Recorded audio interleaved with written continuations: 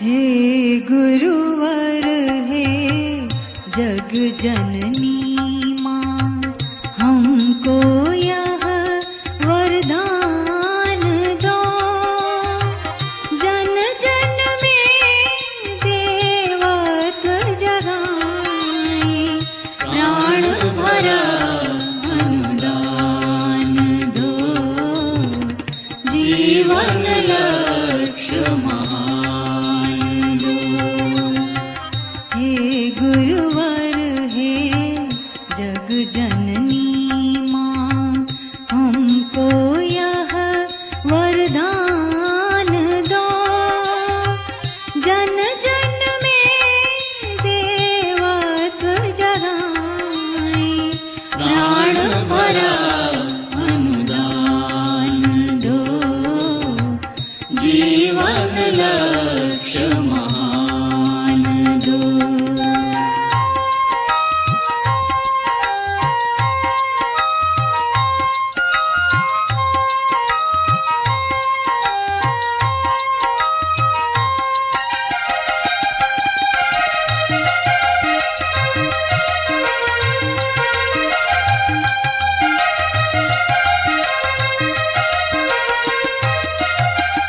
अपने मद में फूला मानव, भूल गया भगवान को। अपने मद में फूला मानव, भूल गया भगवान को। तुच्छ स्वार्थ में भटक रहा है, छोड़ दिया ईमान को। तुच्छ स्वार्थ में भटक रहा है, छोड़ दिया ईमान को। ईश्वर के अनुशासन पाले, ईश्वर के अनुशासन पाले, ज्ञान और विज्ञान दान। व्याप्तं येन चराचरं तत्पदं दर्शितं, तस्मै श्रीगुरवे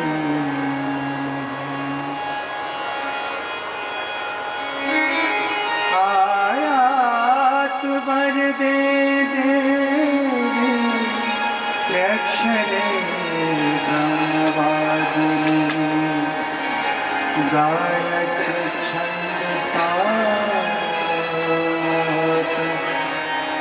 ब्रह्मयोने स्तुति। या देवी सर्वभूतेषु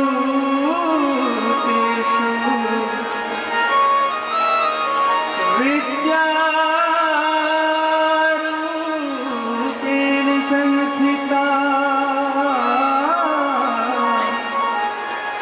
नमस्तस्यै नमस्तस्यै नमस्तस्यै।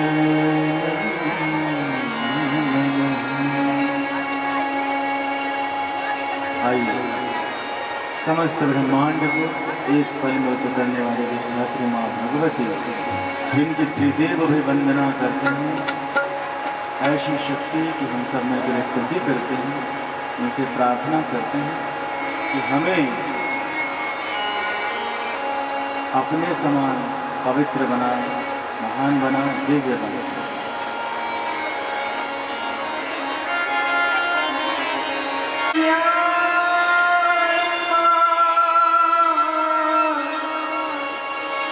हे परमेश्वरी,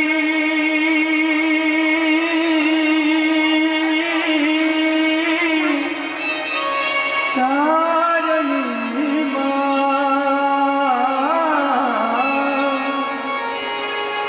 जगोद्धारिणी, स्नेह प्रदायिनी, निर्मल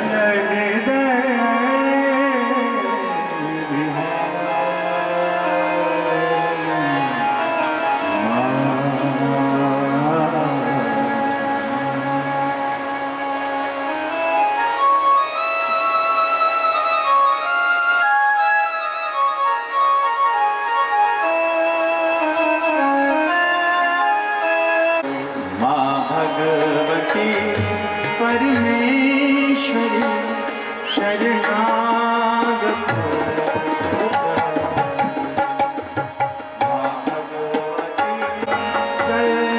सकी माँ आदर्श पथ पर चल सके माँ शक्ति विचार दो माँ भगवती परमेश्वरी शरणागत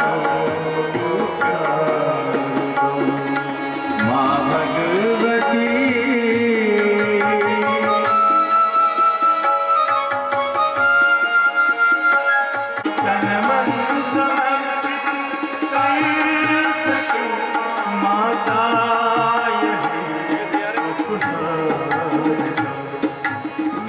भगवती परमेश्वरी शरणागत माँ भगवती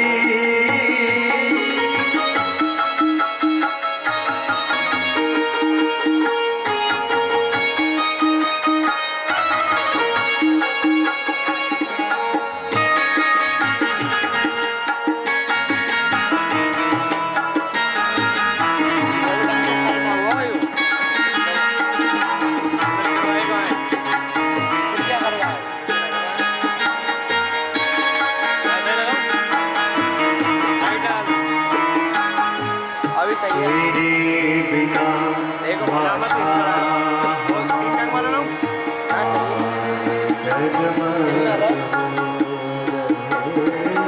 तेरे बिना माता हमारी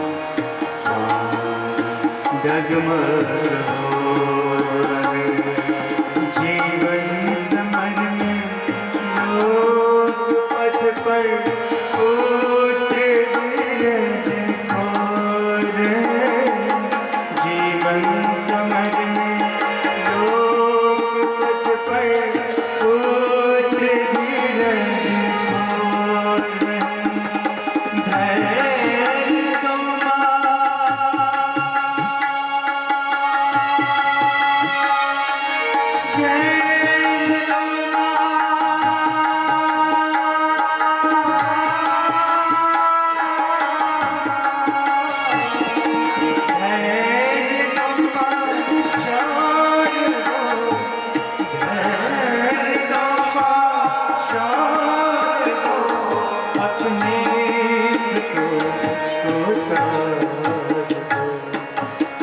भगवती परमेश्वरी शरणागत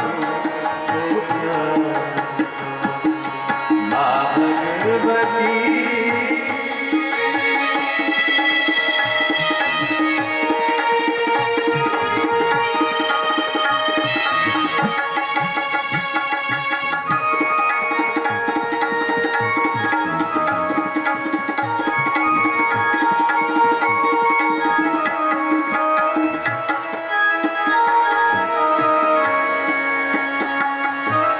छोड़ कर माँ को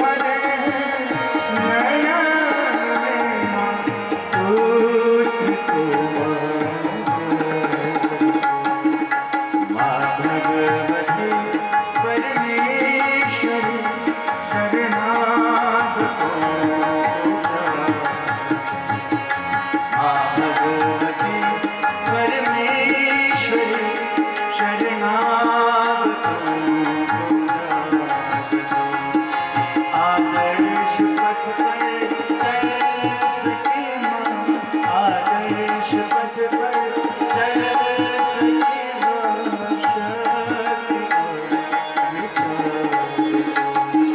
माँ भगवती परमेश्वरी शरणागत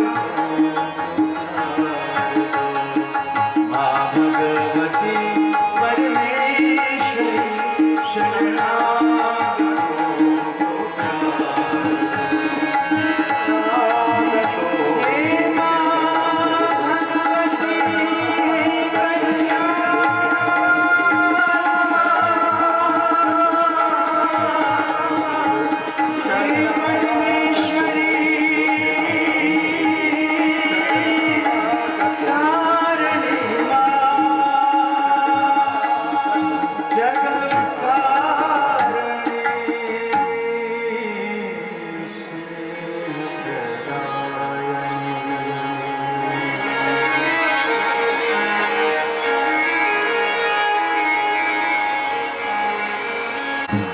प्रेरणाप्रद मातृवंदना आप सबने सुनी। माँ भगवती परमेश्वरी हमें आदर्श पथ पर चलने हमारे जीवन को गढ़ते हैं, सुंदर बनाते हैं, शानदार बनाते हैं और मानव जीवन को सफलतापूर्वक जीने के योग्य बनाते हैं। ऐसे वो प्रत्यक्ष देवता हैं, माता और पिता। मातृदेवो भव कहा गया है, पितृदेवो भव, फिर आचार्य देवो भव। और ये हमारे जो गुरुदेव के बारे में तो कहा गया भाई, गुरु तो ब्रह्मा विष्णु महेश से भी बढ़कर परब्रह्म परमेश्वर से भी बड़ा स्थान उनका है। इसलिए जन्म के साथ हर व्यक्ति के ऊपर 3 ऋण चढ़ जाते हैं। माता पिता का ऋण, मातृ ऋण, ऋषियों का ऋण और देवताओं का ऋण, देव ऋण। जो इनको जीवन भर याद रखता है, इनका सम्मान करता है, माता पिता जिनके कारण हमारे भौतिक जीवन का अस्तित्व है इस दुनिया में, जिन्होंने बहुत ही घनघोर कष्ट सह के हमारा पालन पोषण किया, हमें बड़ा किया, हमें इस दुनिया में जीने लायक बनाया। फिर हमारे जीवन को और संवारते हैं गुरु, जो हमें ज्ञान का अमृत पिलाकर, हमें अपने प्रेम का अमृत पिलाकर हमें अमरता प्रदान करते हैं। ऐसे गुरु और वो देवता जिनकी कृपा से ये जीवन चल रहा है, ये प्रकृति चल रही है, पूरा ब्रह्मांड गतिमान है, उन देवताओं से हमारा संपर्क जोड़ते हैं। उन देवताओं की कृपा से तो जीवन चल रहा है, उन देवताओं से हमारा संपर्क बने, इसके लिए हमें यज्ञ का विज्ञान बताया ऋषियों ने। तो ऐसे गुरु माता की वंदना की हमने पहले, माँ भगवती माँ गायत्री की वंदना की, प्रार्थना की, उनसे शक्ति विश्वास की प्रार्थना की। आदर्श पथ पर, श्रेष्ठ पथ पर, मानव जीवन की गौरव गरिमा को समुन्नत बनाने वाले पथ।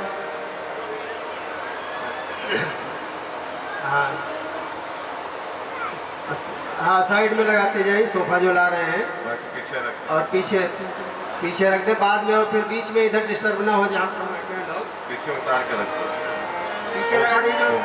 सोफा वाले बैठने वाले आएंगे, वो पीछे बैठेंगे, साइड में कर दीजिए। तो माँ की वंदना के बाद अब आइए हम लोग गुरु की वंदना करते हैं। गुरु को जो समझ लेता है, सच्चे गुरु एक तो इस धरती पर कभी कभी आते हैं, गुरु तो हमेशा होते हैं, लेकिन सदगुरु कभी कभी हजारों लाखों वर्षों बाद आते हैं। ऐसा सदगुरु जो हमें सत्य से जोड़ दे, सत्य रूपी परमात्मा से जोड़ दे, जो हमें अपने सत्य स्वरूप आत्म स्वरूप का बोध करा दे, ज्ञान करा दे, ऐसे गुरु कभी कभी आते हैं और वो जगत गुरु कहलाते हैं। जैसे भगवान कृष्ण आए, कृष्णम वंदे जगत गुरु, जैसे जगत गुरु शंकराचार्य जी आए, जैसे वशिष्ठ ऋषि आए भगवान राम के कुल गुरु, जैसे विश्वामित्र जी आए, ऐसे गुरु जो आकर धरती को, विश्व को, मानवता को निहाल करते हैं। और गुरु की कृपा से तो महामानव, देव मानव, नर से नारायण बनते हैं। ऐसे ही गुरु हम सबका सौभाग्य है, आज आए हैं, जिन्होंने संकल्प किया है मनुष्य को देवता बनाने का, धरती पर स्वर्ग लाने का, जिन्होंने प्रचंड तप किया और अपने जीवन को तपस्या की भट्ठी में डाल के वो सारी शक्तियाँ, रिद्धियाँ, सिद्धियाँ, ज्ञान प्राप्त किया और उसको उसी खुले हाथों से लुटाया पूरी दुनिया को। उन्होंने प्रेम दिया, ज्ञान दिया, प्राण दिया, प्रकाश दिया, नया चिंतन दिया, नई चेतना दी। तो आज लाखों करोड़ों लोगों का जीवन प्रकाशित हो गया है। आइए ऐसे गुरु तत्व की, सदगुरु की हम वंदना करते हैं। इस गुरु वंदना का गीत है गुरुवर दया के सागर, तेरा दर जगत से न्यारा। गुरु का दर, गुरु का द्वार, गुरु का संसार इस संसार से अलग होता है, निराला होता है। गुरु को, जो सच्चे गुरु को समझ लेता है, तो इसी दुनिया में रहते हुए एक नई दृष्टि पा लेता है, एक नई भावना उसके अंदर जागृत हो जाती है। और जो उस नए दृष्टिकोण से जब सोचना शुरू करता है, नई भावना, नई चिंतन चेतना उसके अंदर जगती है, तो इसी दुनिया में रहते हुए, कीचड़ रूपी संसार में रहते हुए उसके जीवन का कमल पुष्प खिल जाता है, वो निर्मल निर्विकार हो जाता है, वो देवोपम जीवन जीता है। और उसके संपर्क में भी जो आते हैं उनके जीवन की मुरझाई हुई कली खिलती चली जाती है, जैसे गायत्री परिवार के लोगों की खिल गई। आइए ऐसे गुरु की हम वंदना करें भावपूर्वक। सभी लोग सुने, समझें और ताली से ताल बजाते हुए, ताल में ताली बजाते हुए आप दोहराएं भी, गाएं भी। गुरु की महिमा का क्या कहना, प्यारा है दरबार गुरु का, सबको प्यार लुटाता इतना प्यारा है दरबार गुरु का। बचना है दुनिया के धोखेबाजों के गोल धंधों से, सबसे तुम्हें बचा सकता है ऐसा आधार गुरु। बोल सतगुरु भगवान की, गुरुवर दया के सागर, तेरा दर जगत से न्यारा। ताली बजाते हुए। गुरुवर दया के सागर, तेरा दर जगत से न्यारा। दुनिया का नया खबर है, दुनिया का नया खबर है, तेरा दर है किनारा। गुरुवर दया के सागर, तेरा दर जगत से न्यारा। गुरुवर दया के सागर, तेरा दर जगत से न्यारा।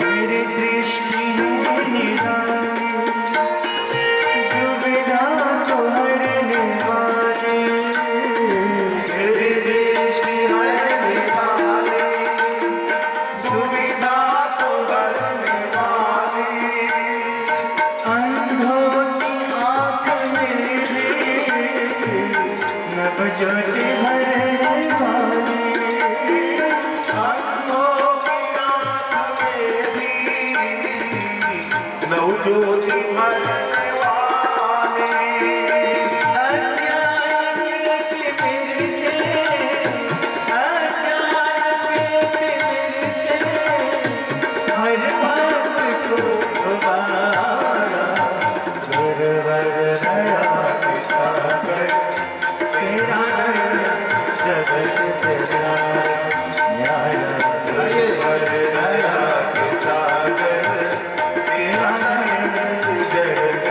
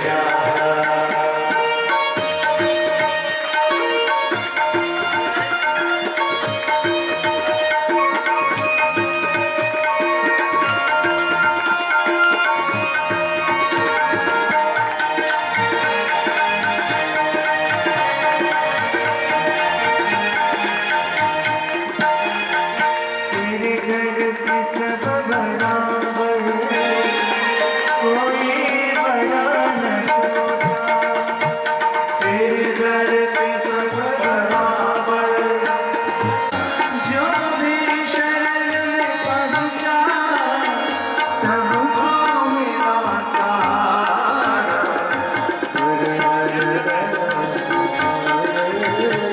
तेरा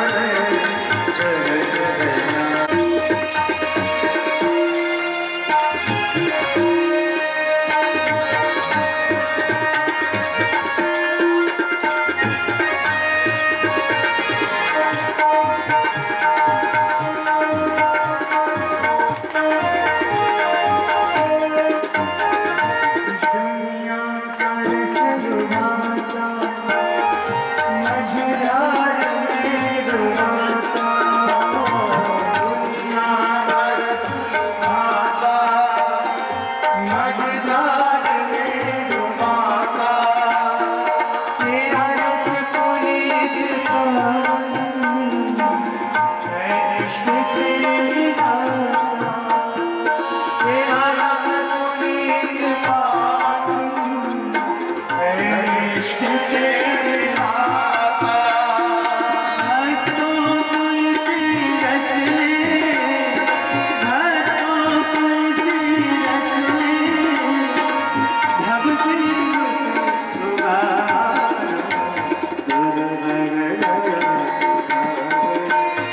तेरा जगत से न्यारा,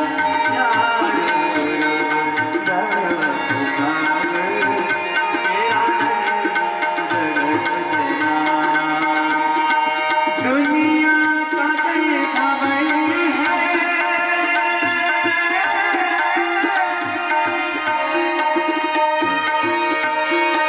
दुनिया का देखा बड़ी है, दुनिया का देखा बड़ी है। तेरा गुरुवर गया सागर, तेरा जगत से न्यारा। गुरुवर गया सागर, तेरा जगत से न्यारा। तेरा जगत से न्यारा, तेरा जगत से न्यारा। निकलने का कोई मार्ग नहीं सूझता, तब वो भगवान को याद करता है, देवी देवताओं को याद करता है, ग्रहों की पूजा करता है, नक्षत्रों की पूजा करता है, वहाँ कुंडली मिलाता है, वहाँ कुंडली मिलाता है, लेकिन कहीं से उभरने का मार्ग नहीं मिलता। अंतिम मार्ग एक ही है, गुरु के दर, सदगुरु मिल जाए, सदगुरु मिल जाए, सदगुरु का ज्ञान मिल जाए, तो फिर आदमी को स्वयं को प्रकाश मिल जाता है कि अपने बनाए हुए मकड़ जाल को जैसे मकड़ी स्वयं ही निगल जाती है। शांति कुंज में भी जो जोन बना हुआ है, उस जोन के वरिष्ठ प्रतिनिधि हैं, तो इस अवसर पे आप सभी का यहाँ पे हार्दिक स्वागत है, अभिनंदन है। परम पूज्य गुरुदेव के चरणों में उन्होंने अपनी श्रद्धांजलि अर्पित की और जोरदार ताली बजा के उनका स्वागत आप लोग भी करें। कल हमारे इस कार्यक्रम के प्रमुख प्रेरणा स्रोत और हम सबका मार्गदर्शन करने के लिए अखिल विश्व गायत्री परिवार के युवाओं के प्रेरणा प्रतीक के रूप में जो जाज्वल्यमान सूर्य की तरह चमक रहे हैं, हमारे परमादरणीय चिन्मय भैया जी पधारेंगे। उनके कर कमलों ही यहाँ का भूमि पूजन का क्रम संपन्न होगा, जहाँ पे एक दिव्य भव्य साधना केंद्र बनने वाला है और उस साधना के प्रकाश से ही हमारे जीवन की समस्या का समाधान होगा। यहाँ पे बहुत सारे प्रकल्प चलेंगे। सतसूत्री आंदोलन जो हमारे साथ आंदोलन है, गायत्री परिवार के सतसूत्री कार्य योजनाएं हैं, उन सबको गति दी जाएगी।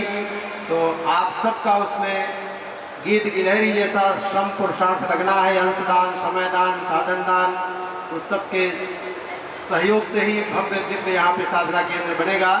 तो उसकी भी तैयारी आप सब कर रहे हैं। आज बड़ा ही शानदार कलश यात्रा से इस कार्यक्रम का शुभारंभ हुआ। हमारे इस कार्यक्रम के संयोजक आदरणीय श्री अशोक जी भाई साहब, आदरणीय प्रभाकर जी भाई साहब, जिनके यहाँ रुके हैं, हम लोग टोली रुकी है। तो उन्होंने बताया कि हम लोगों को इतनी अपेक्षा नहीं थी, लेकिन तैयारी हम लोगों ने किया। कम समय में भी इतने लोग यहाँ आ गए एक ग्रेटर फरीदाबाद में, तो ये बड़ी बात है। इतनी गर्मी में जो एसी में रहने वाले हैं माताएं बहनें, वो सब घर से निकल के आए और बड़ा ही शानदार कलश यात्रा संपन्न किया। पूरा पंडाल भरा था। तो जब शुभारंभ अच्छा होता है तो उसका अंत और भी शानदार होगा, समापन। तो अब हम दीप यज्ञ के क्रम में आगे बढ़ते हैं। एक आकाश जी ये आ जाएंगे, अभी यहाँ नीचे बैठे रहेंगे, बाद में ऊपर देव मंच पे आ जाएंगे। माताओं बहनों को पहले अभिनंदन, उनका स्वागत। हमारी अर्चना बहन जी टोली का स्वागत करवाएं, तिलक करवाएं, आशीर्वाद दिलवाएं।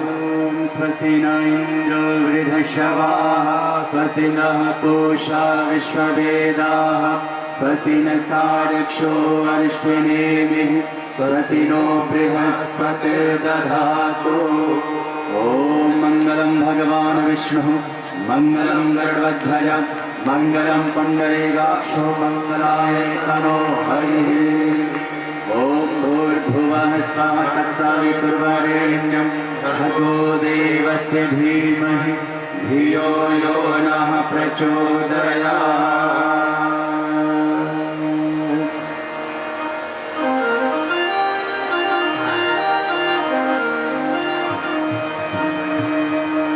ट्यूनिंग बजा।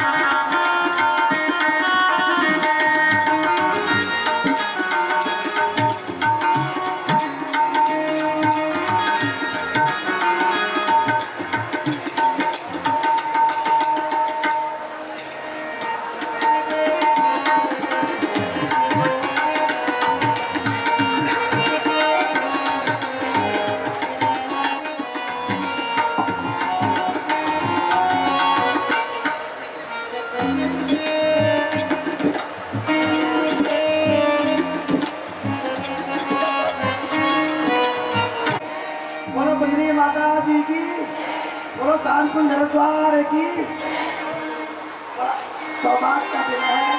आज हमारे मध्य में हमारे सोनत श्री शर्मा जी, चंद्रा जी कुमारी, श्री मारूफ शर्मा जी तथा टोरी के साथ में हमारे दूसरे मिश्रा जी के साथ में सारे लोग आए। उनका बहुत बहुत आभार धन्यवाद।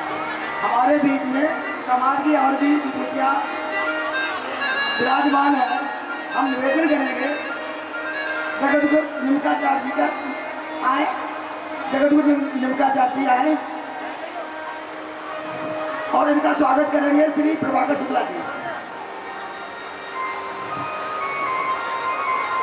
जगतगुरु निमकाचार्य जी आए, इनका स्वागत श्री प्रभाकर शुक्ला जी करेंगे। स्वामी अग्निवेश जी महाराज जी आए, स्वामी अग्निवेश जी महाराज।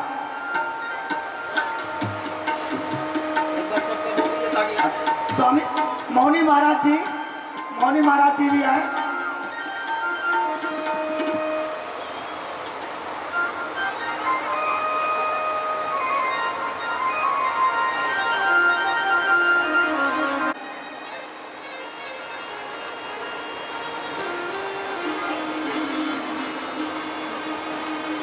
तालियां बजाएं, स्वामी निमकाचार्य जी महाराज का स्वागत कर रहे हैं श्री प्रभाकर शुक्ला जी।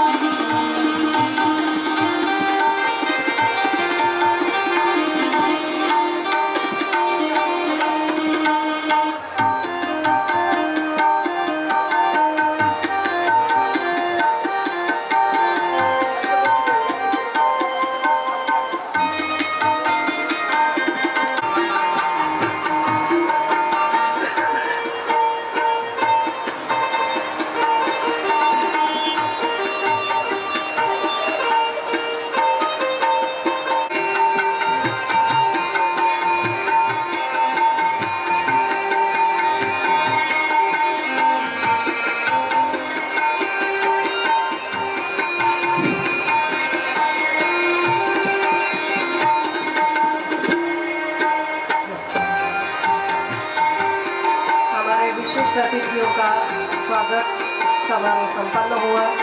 अब दीप यज्ञ की गतिविधि आरंभ की जा रही है। सभी अपना स्थान ग्रहण कर लेंगे। हमारे शांति कुंज के भाई आगे के कार्यक्रम को देख लेंगे।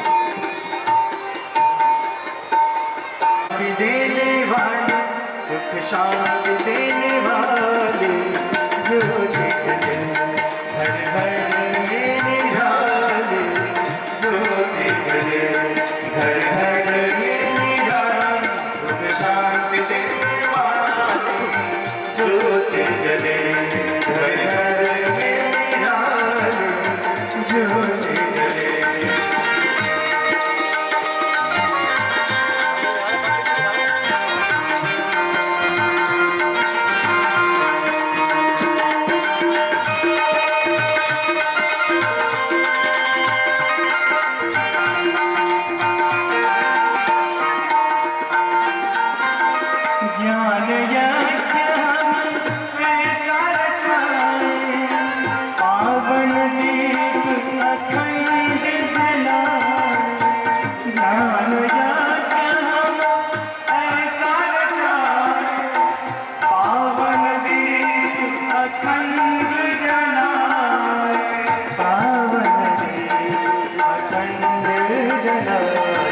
नवयुग की उषा की डाल, उषा की डाल तैर चले, घर घर में डाल ज्योत जले।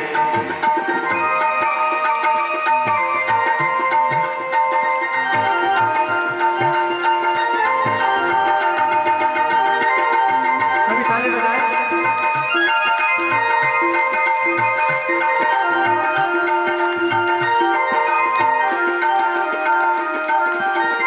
हो हम सब आचार बनाए, घर घर में प्रगटे दैवी गुण। हो हम सब आचार बनाए, घर घर में प्रगटे दैवी गुण। घर घर में प्रगटे दैवी गुण। आदि जाति हर लेने वाले, हर लेने वाले जीती पल घर घर मेरी लाल ज्योत जले।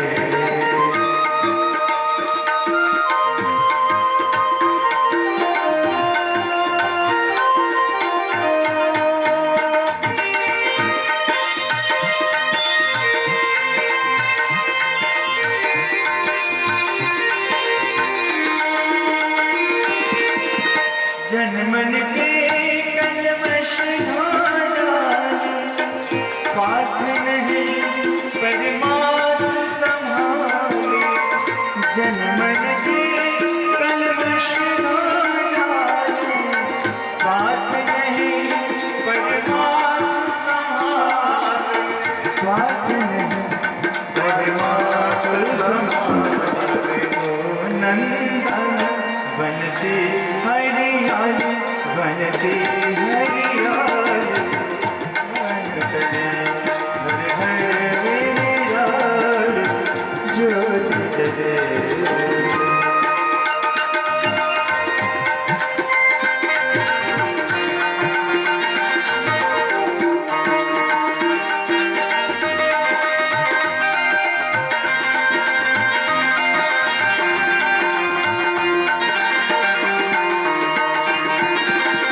माने सब जप तप की गरिमा, जाने सब उस प्रभु की महिमा।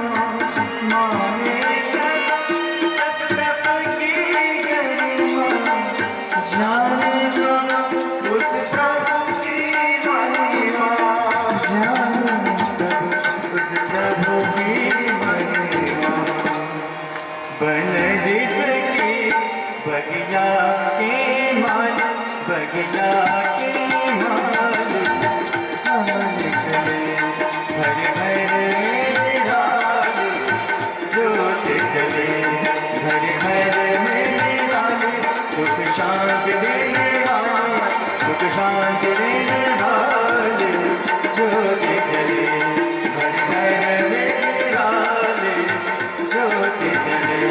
घर घर में डाल ज्योत जले।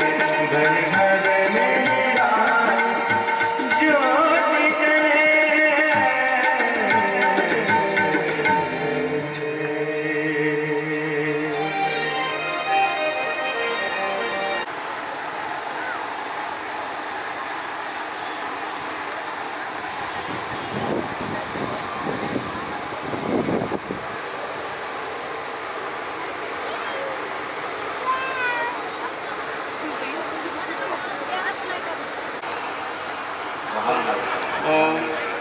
यहाँ का आवाज़ खत्म हो। Hello hello hello check. Om Om. बोले गायत्री माता की, यज्ञ भगवान की, परम पूज्य गुरुदेव की। देखिए अब हलचल अंदर ज़्यादा हो रही है। हम निवेदन कर रहे हैं सबसे प्रार्थना कि जो अंदर खड़ी होकर बातचीत कर रही है जगह जगह, वो सब माताएं बहनें बैठ जाएं। कुछ समझाना है, बुझा, दूसरों को डिस्टर्ब ना हो। आप तो बड़ी श्रद्धा से आई हैं, लेकिन अब बाल रूप भगवान है तो उनको तो उसी तरीके से उनका ध्यान रखना पड़ेगा। उनका भी स्वागत है। बैठ जाए जी जी। सभी से प्रार्थना, सायंकालीन बेला है, संध्या बेला है। संध्या बेला में हमारे ऋषियों ने, पूर्वजों ने संध्या वंदन करने के लिए कहा, प्रार्थना करती है सुबह दोपहर शाम। उसमें भी सुबह और शाम की प्रमुख संध्या है, उसमें भी सबसे ज्यादा महत्वपूर्ण है प्रातः काल की संध्या। इस समय हमारे ध्यान करें। संध्या में दो शब्द हैं, सम और ध्या। सम यानी सम्यक रूपेण, भली प्रकार, अच्छी तरीके से। ध्या यानी ध्यान करिए। क्या ध्यान करें अच्छी तरह कि हम कौन हैं, हम कहां से आए हैं।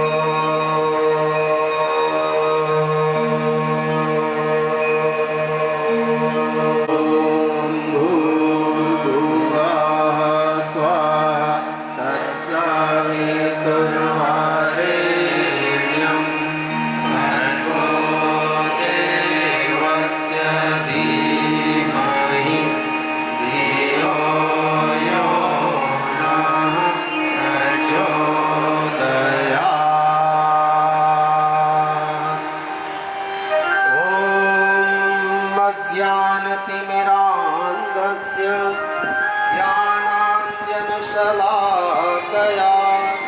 चक्षुरुन्मीलितं येन तस्मै श्रीगुरवे नमः। अखण्डमण्डलाकारं व्याप्तं येन चराचरं तत्पदं दर्शितं येन तस्मै श्रीगुरवे नमः। मातृवत् लालयित्री च पितृवत् मार्गदर्शिका नमोऽस्तु गुरुसत्तायै। स्वान्तः स्थमीश्वरं सिद्धाः स्वान्तः स्थमीश्वरम्। परम पूज्य गुरुदेव वंदनीय माता जी की सूक्ष्म दिव्य चेतना की उपस्थिति में इस ग्रेटर फरीदाबाद के 77 सेक्टर में आयोजित 2 दिवसीय 24 कुंडी गायत्री महायज्ञ, दीप महायज्ञ एवं साधना केंद्र के भूमि पूजन के क्रम में आज सायंकालीन प्रथम दिवस संध्या वेला में उपस्थित देव मंच पर हमारे साथ शांति कुंज के हमारे वरिष्ठ प्रतिनिधि, हमारे अग्रज बंधु भाई श्री बालू शर्मा जी, भाई श्री योगेश शर्मा जी, बहन आदरणीय सुधा जी, हमारी शांति कुंज के सभी आत्मीय बंधु, गाता बंधु हमारे साथ जो हैं, भाई मायाचंद जी, भाई हमारे रामवीर जी, महेश जी, सभी देवता विराजमान हैं। और इस यज्ञ आयोजन को सफल बनाने, शानदार इसकी शुरुआत करने वाली सभी हमारी शक्ति स्वरूपा माताओं बहनों, इस कार्यक्रम की भूमिका प्रयास के क्रम से लेके आज 2 दिन के याज और आगे भी अनुयाज के लिए जिनका तन मन धन रोम रोम समर्पित रहेगा, ऐसे नैष्ठिक प्राणवान हमारे परिजन, वरिष्ठ प्रतिनिधि भाई आदरणीय श्री अशोक जी, आदरणीय भाई साहब प्रभाकर शुक्ला जी, हमारी आदरणीय बहन पुष्पा जी, आदरणीय वंदना जी और सभी अन्य गणमान्य नागरिक संत समाज जो आया है, वरिष्ठ हमारे यहाँ के इस नगर के सभी गणमान्य नागरिकों का, युवाओं का, बच्चों का बहुत स्वागत है, अभिनंदन है। भाई बहनों, ये जो कार्यक्रम हो रहा है ये ऐतिहासिक कार्यक्रम हो रहा है। ये बहुत ही युगांतरकारी कार्यक्रम हो रहा है। जो यहाँ पे स्थापना होने जा रही है एक ऐतिहासिक स्थापना है।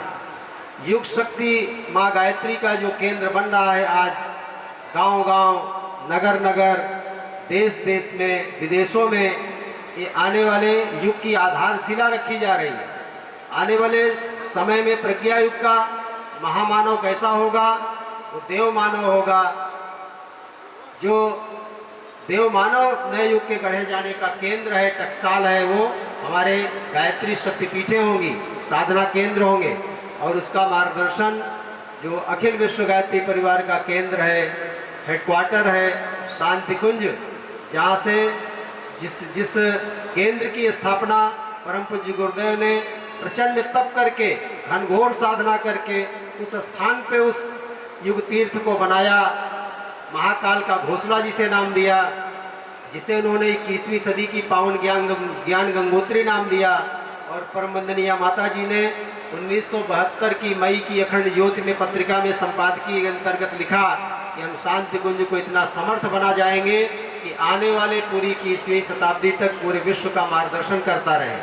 वहाँ पर देश की, विश्व की सब प्रतिभाएं आएंगी। हर तंत्र को दिशा देने वाले लोगों को वहाँ दिशा मिलेगी, प्रेरणा मिलेगी। धर्म तंत्र को में लगे लोगों को, राजतंत्र में लगे लोगों को, अर्थतंत्र में लगे लोगों को, साहित्य और समाज को के जो गतिशील बना रहे हैं उनको, हर क्षेत्र के लिए, युवाओं के लिए, महिलाओं के लिए, बच्चों के लिए, सबको नई दिशा, नया सोच, नया चिंतन, जो नया युग आ रहा है उसका नाम गुरुदेव ने प्रज्ञा युग नाम दिया है। और उस युग को उन्होंने कहा है कि ये सतयुग से भी बढ़कर शानदार होगा, महासतयुग का अवतरण होने जा रहा है। क्यों? सतयुग किसी जमाने पे इस धरती पर क्यों था? इसलिए था कि उस जमाने में धर्म तत्व का बाहुल्य था। जन जन, नर नारी, बालक वृद्ध धर्म तत्व से ओतप्रोत थी उसकी चेतना। घर घर में गायत्री उपासना होती थी, घर घर में यज्ञ, गायत्री यज्ञ हुआ करता था।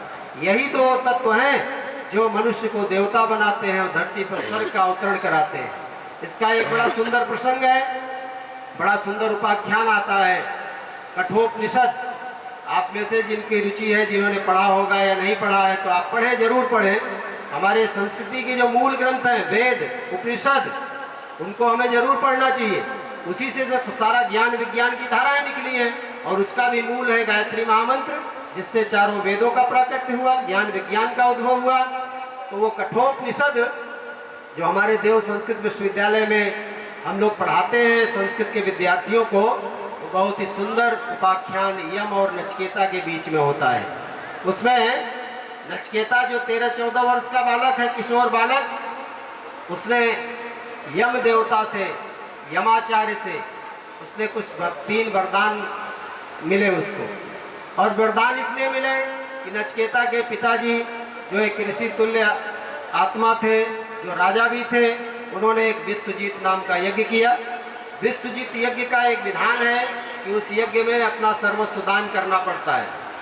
तो यज्ञ संपन्न हुआ तो राजा उद्दालक नाम था, उद्दालक ने अपने यज्ञ के आचार्यों को, यज्ञ के जो होता थे, यज्ञ के अध्वर्य, यज्ञ के उद्गाता, उन सबको दान देने के लिए अपने गौशाला से गाय मंगाकर दान देना शुरू किया।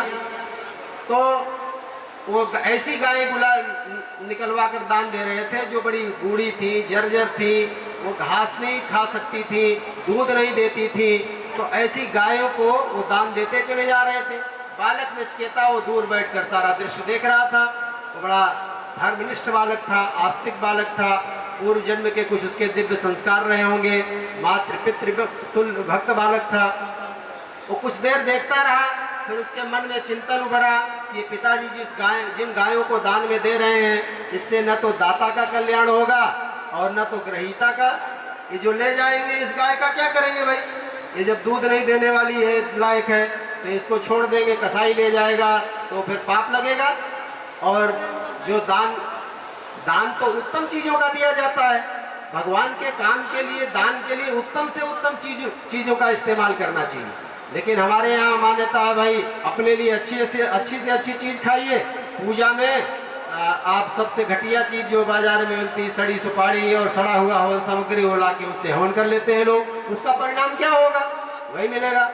तो उस नचिकेता नाम के बालक ने सोचा, विचार करता रहा कि हम कैसे अपने पिताजी को समझाएं। अब वो तो हम उनके पुत्र हैं, उनको समझा तो सकते नहीं। तो वो विवेकवान था, प्रज्ञावान था। वो पिताजी के नजदीक आया और उसने कहा, पिताजी विश्वजित नाम का जो आपने यज्ञ किया है इसमें तो सर्वस्व दान करना पड़ता है, तो सर्वस्व में तो मैं भी आपकी संपदा हूँ, आप मुझे किसको दान में दे रहे हैं? एक बार उसने बोला, दो बार दोबारा उसी प्रश्न को दोहराया। पिताजी शायद सुन रहे थे लेकिन सुन के अनसुनी कर रहे थे, क्योंकि भाई पुत्र मोह, सारी भाई अच्छी गायें अच्छी चीजें तो वो शायद उसी के लिए बचा के रख रहे थे। तो तीसरी बार में उनको गुस्सा आया और गुस्से में उन्होंने बोल दिया, मैं तुझे यमराज को दान में देता हूँ। अब जब यमराज को देता हूँ तो जैसे भगवान राम अपने पिता की आज्ञा मानकर और वनवास 14 वर्ष के लिए वनगमन चल पड़े थे, तो वो बालक भी अपने पिता की आज्ञा का पालन करने के लिए यमराज के यहाँ चल पड़ा। यमराज के यहाँ पहुंचा तो कहते हैं यमराज जी कहीं गए थे 3 दिन की तीर्थ यात्रा पे, तो अपने कार्य योजना को सफल बनाने के लिए वो दरवाजे पर बैठा रहा। यमराज की पत्नी आचार्या, उन्होंने बालक से निवेदन किया, बालक तू आए हो, अतिथि देवो भव, तुम जल ग्रहण करो, मिष्ठान्न ग्रहण करो, तुम्हारे लिए मैं भोजन बनाती हूँ, भोजन ग्रहण करो और गेस्ट हाउस खोल देती हूँ, तुम विश्राम करो रात में। बालक ने कहा, नहीं माता जी, मैं तो न तो जल ग्रहण करूंगा, न तो अन्न ग्रहण करूंगा, न तो मैं गेस्ट हाउस में सोऊंगा। मैं तो यहाँ जब तक यमराज जी नहीं आ जाते, उनसे मुलाकात नहीं हो जाती, तब तक मैं अन्न जल का त्याग करता हूँ। 3 दिन पड़ा रहा वो अन्न जल त्याग के। तीसरे दिन जब यमाचार्य जी आए तो उनकी धर्म पत्नी के पास गए तो उन्होंने कहा, भाई पति देवता, पति परमेश्वर, आपको तो नाश्ता भोजन मैं सब कराऊंगी, मेरा धर्म है, लेकिन अतिथि देवो भव, हमारे दरवाजे पर एक तेजस्वी कुमार ऋषि कुमार बैठा हुआ है, पहले वो 3 दिन से अन्न जल त्यागे बैठा है, आप पहले उसके पास जाइए, वो आपसे मिलने के लिए आकुल व्याकुल है, उसकी बात को सुनिए, उसके बाद फिर आपकी सेवा होगी। यमराज जी गए बालक के पास, तो बालक को प्रसन्न होकर पहले उन्होंने कहा कि तू मेरे दरवाजे पर 3 दिन अन्न जल त्याग के बैठा रहा, मैं तुझे प्रसन्नता पूर्वक 3 वरदान देता हूँ, जो वरदान मांगना हो मांग लो। हम लोग होते तो क्या वरदान मांगते? भाई सारी पूजा पाठ, एकादशी व्रत, द्वादशी व्रत, तो सारा तीर्थ यात्रा व्रत उपवास हम इसीलिए तो करते हैं, भगवान हमको बेटा दे दीजिए, भगवान हमको पैसा दे दीजिए, भगवान हमको बड़ा पड़ोसी से बड़ा मकान दे दीजिए, पड़ोसी से अच्छी गाड़ी दे दीजिए। हमारे पास है सब कुछ, लेकिन परेशान ज्यादा है, पड़ोसी के पास क्यों है? तो हम वही और ज्यादा से ज्यादा मांगते हैं। लेकिन नचिकेता ने क्या मांगा? आप जरा सोचिए, विचार करिए। बड़ा सुंदर वरदान मांगा छोटा सा बालक। उसने सबसे पहला वरदान मांगा, लोक व्यवहार का ध्यान रखना। आजकल के बच्चे होते, पिताजी ने गुस्सा में आके कह दिया था यमराज के पास जाओ, यानी मौत के मुंह में जाओ। यमराज तो वही ना, मौत के देवता, तो वो तो गुस्सा रहता हमेशा और जाके कहीं खुदे सुसाइड कर लेता या पिताजी से जिंदगी भर बोलता नहीं। लेकिन उस बालक ने अपने पिता का ध्यान रखा। पहले उसने कहा, मेरे पिताजी गुस्से में आकर उन्होंने यमराज के पास भेज दिया है, उनके मुख से निकल गया है, लेकिन वो पश्चाताप की अग्नि में जल रहे हैं, वो उनका हृदय अशांत है। तो हे यमदेव, आप में मुझे पहला वरदान ये दे कि मैं जब आपके पास से वापस जाऊं अपने घर, तो मेरे पिताजी मुझे पूर्ववत स्नेह करते हुए मिले, उनके अंदर की जो पश्चाताप की अग्नि है वो शांत हो जाए और उनका वैसे ही मुझे पूर्ववत आशीर्वाद मिले, स्नेह मिले। उन्होंने तथास्तु कह दिया। दूसरा वरदान मांगो। दूसरा वरदान क्या मांगा उसने कहा, हे यमदेव, मैंने सुना है लोगों से कि एक अग्नि विद्या होती है, यज्ञ का विज्ञान, यज्ञ करने की विधा मुझे बताइए। वो यज्ञ विज्ञान, वो यज्ञ विधा जिसके आधार पे कहते हैं स्वर्ग की प्राप्ति होती है। स्वर्ग में देवता रहते हैं और हमने सुना है देवता कभी बूढ़े नहीं होते, देवताओं की जरावस्था नहीं आती, देवताओं की मृत्यु नहीं होती, और वो उस स्वर्ग लोक की प्राप्ति यज्ञ विद्या के द्वारा होती है। यज्ञ विधा, मुझे यज्ञ विधा का ज्ञान कराइए। यमाचार्य यमदेव ने कहा, हे नचिकेता, तुमने बड़ा सुंदर वरदान मांगा है, मैं उस यज्ञ विद्या का मर्मज्ञ हूँ, ज्ञाता हूँ, और तू बड़ा श्रद्धावान बालक है। मैं तेरी श्रद्धा को, जिज्ञासा को जानकर मैं तुझे उसका पूरा विधि विधान सुनाने जा रहा हूँ। तू ध्यान पूर्वक सुन, श्रवण कर। और घंटों उन्होंने पूरा यज्ञ कुंड कैसे बनता है, उसमें ईंटें कैसे लगती हैं, उसमें संविधाएं किससे इस्तेमाल की जाती है, मंत्रोच्चारण कैसे किया जाता है, मंत्र का महत्व क्या है, मंत्र का ज्ञान विज्ञान का कैसे है, कैसे मंत्र की शक्ति का प्रयोग करके मनुष्य अपने जीवन की सारी मनोकामनाओं की पूर्ति कर सकता है। यज्ञ वही विष्णु कहा गया है शास्त्रों में। अयम यज्ञ विश्व से धूनस्य नाभि कहा गया है। यज्ञ मनुष्य की जीवन की सारी कामनाओं की पूर्ति करने वाला है। यज्ञो वही सर्व काम धुक। तो ऐसे यज्ञ का पूरा ज्ञान विज्ञान बड़े मार्मिक शब्दों में घंटों यमदेव ने समझा दिया। और वो बालक कितना मेधावी था, कितना जिज्ञासु था। लोग तो कथा में जाते हैं तो इधर उधर की बातें करते हैं, फोटो खींचने में लगे रहते हैं, मोबाइल से बात करते हैं। अब माताएं बहनें आपस में सास बहू की पुराण शुरू कर देती हैं और लोग कहते हैं भाई साहब कथा में जाते हैं तो नींद आती है। यानी भगवान के कथा में रुचि नहीं होती आदमी की। मनोरंजन की बातें हो, सिनेमा वाले आ जाए, हीरो हीरोइन आ जाए, नाच गाना हो तो रात भर जागते रहेंगे, एकदम अलर्ट रहेंगे, चौकन्ने रहेंगे, एक शब्द छूट न जाए। लेकिन वो बालक 14 साल का बालक, किशोर बालक नचिकेता, उसकी कितनी जिज्ञासा थी, कितना मेधावी था, कितने ध्यान से उसने सुना समझा कि वो सारा का सारा वृत्तांत उन्होंने यमराज के सामने पूरा एज इट इज सुना दिया, पूरा सुना दिया। तो नचिकेता यमराज जी बहुत प्रसन्न हुए, उसकी प्रशंसा किया उन्होंने और उन्होंने कहा कि मैं तुझे एक वरदान अपने तरफ से और देता हूँ कि अग्नि विद्या तेरे नाम से जानी जाएगी, नाचिकेत अग्नि कहलाएगी। अब तीसरा वरदान मांग। तीसरा वरदान जो उसने मांगा तो यमराज जी के भी मतलब कान खड़े हो गए कि ये छोटा सा बालक ये क्या मांग रहा है।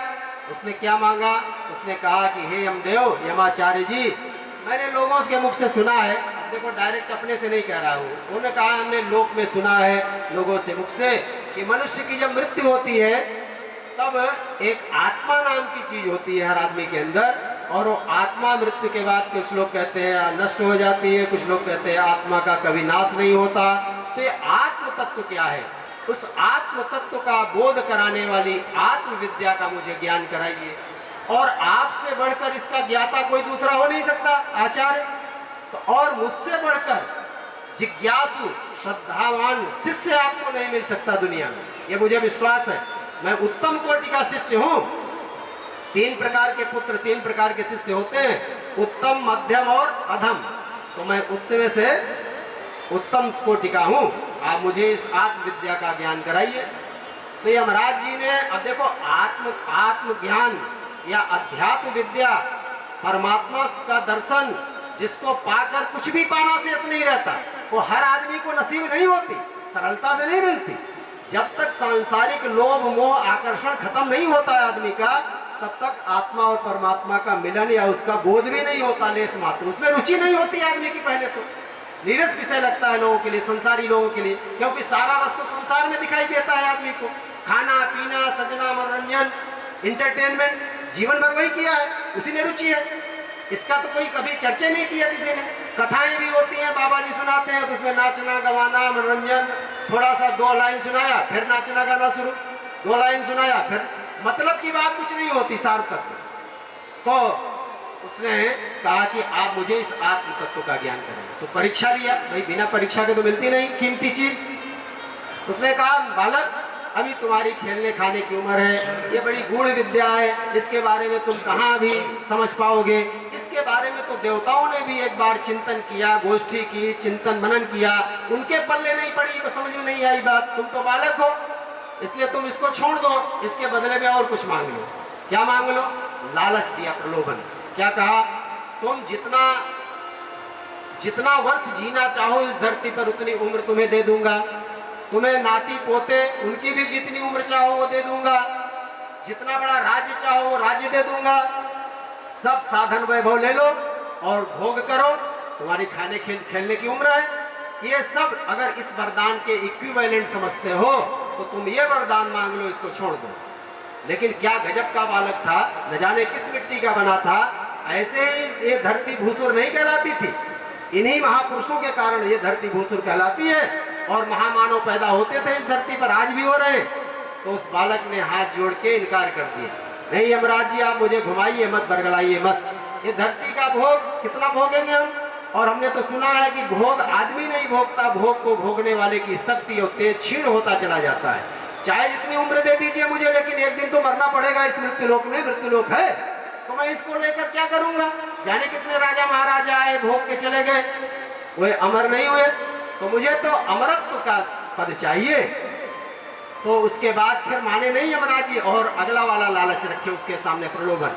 बोले अच्छा अब तुम्हें वो जो स्वर्ग की अप्सराएं हैं ना, वो हजारों वर्ष तपस्या करते हैं ऋषि मुनि योगी, उनको भी नसीब नहीं होती।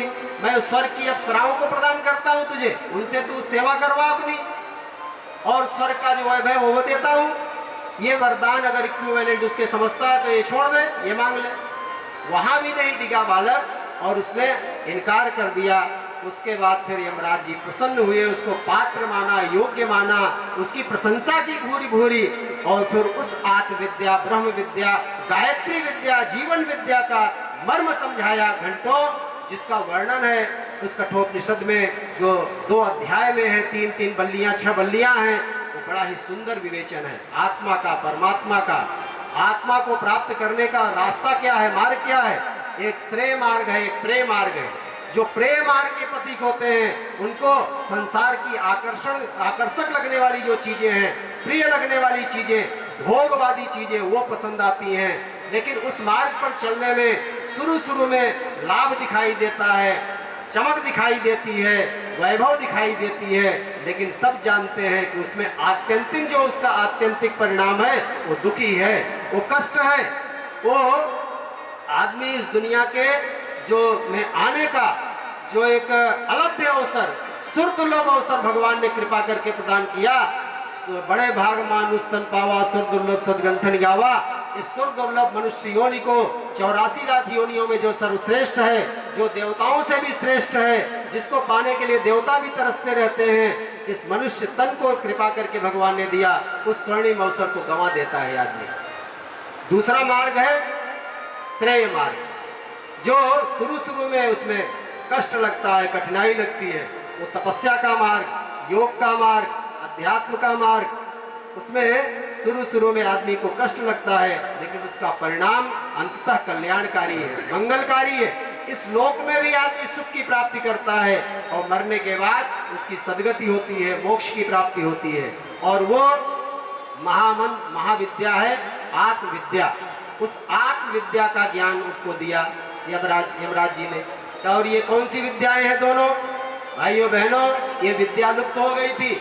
यज्ञ का ज्ञान विज्ञान भी लुप्त हो गया था हजारों वर्षों की गुलामी के दौर में, और ये आत्मविद्या, गायत्री विद्या भी लुप्त हो गई थी। हम सब कितने भाग्यशाली हैं कि वही यमाचार्य आप कह लीजिए, वही युग देवता, वही महाकाल के प्रतिनिधि सदगुरु का रूप धारण करके आए परम पूज्य गुरुदेव वंदनीय माता जी, जिन्होंने इसी गायत्री विद्या को और यज्ञ विज्ञान को हमको, आपको, धरती के 700 करोड़ मनुष्यों के लिए इसको सुलभ बना दिया। यज्ञ पिता गायत्री माता, देव संस्कृति के निर्माता यज्ञ पिता गायत्री माता। इसी को जो जान लेता है वो सब कुछ प्राप्त कर लेता है। गुरुदेव ने लिखा है यज्ञ एक ऐसा विज्ञान है जो अगर नित्य यज्ञ करता है सुबह शाम, तो उसके घर में धन धान्य की कमी नहीं रहती। पुराणों में वर्णन आता है कि जो सदगृहस्थ लोग प्रातः काल की सूर्योदय की बेला में यज्ञ करते हैं, उनके घर में, उनके जीवन में तेज का विकास होता है, आध्यात्मिक विभूतियां बढ़ती हैं, रिद्धियां बढ़ती हैं, जिसके बारे में हमारे संस्कृति का, हमारे धर्म का, हिंदू धर्म का मूल ग्रंथ है वेद, और सारे संसार का सबसे प्रथम ग्रंथ है ऋग्वेद के पहले मंडल की पहले सूक्त की पहली ऋचा। जो बटुक ब्रह्मचारी का यज्ञोपवीत संस्कार जब हम कराते हैं तो आचार्य इसी मंत्र का उच्चारण करवाते हैं उनसे, ओम अग्निमीणे पुरोहितम यज्ञस्य देव मृत्युजम होतारम रत्नदातमम। ये अग्निदेव हमारे पुरोहित हैं, ये हमारे गुरु हैं, ये मार्गदर्शक हैं। दत्तात्रेय के 24 गुरुओं में अग्निदेव को भी उन्होंने गुरु माना था। ये भौतिक विज्ञान का जो विकास आज दुनिया में दिखाई दे रहा है वो सब अग्नि विद्या के जानने के कारण, अग्नि के गुणों को जानने के कारण। लेकिन ये भौतिक जगत के वैज्ञानिक ये तो अग्नि के थोड़े से प्रॉपर्टी को, गुणों को जान पाए हैं। हमारे महाभारत जैसे ग्रंथ में अग्नि के 10 गुणों का वर्णन किया है महर्षि वेदव्यास जी ने। अग्नि के उन 10 गुणों को जो जान जाता है और उस गुणों का ध्यान करते हुए रोज दीपक जलाकर गायत्री उपासना करता है, रोज यज्ञ कुंड प्रज्वलित करके यज्ञ में आहुतियां देता है, तो उसको सारी की सारी रिद्धियां और सिद्धियां प्राप्त होती हैं।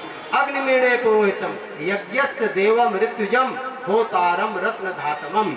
जो नित्य यज्ञ के यजमान पुरोहित होता यज्ञ करते हैं प्रसन्न मुद्रा में, सामगान के साथ, मंत्रों का लय के साथ, शुद्धता के साथ उच्चारण करते हुए, शुद्ध सामग्री का इस्तेमाल करते हुए शांत चित्त से यज्ञ करते हैं, उनके जीवन में आध्यात्मिक गुणों की वृद्धि होती है, रिद्धियां बढ़ती हैं, दैवी गुण बढ़ते हैं। गीता में भगवान कृष्ण जो दैवी संपदा की बात कही है, वो दैवी संपदा वही है, दैवी गुण, जिसको अपनाकर, जिसके जागृत होने से मनुष्य देवता बन जाता है और स्वर्ग की प्राप्ति हो जाती है।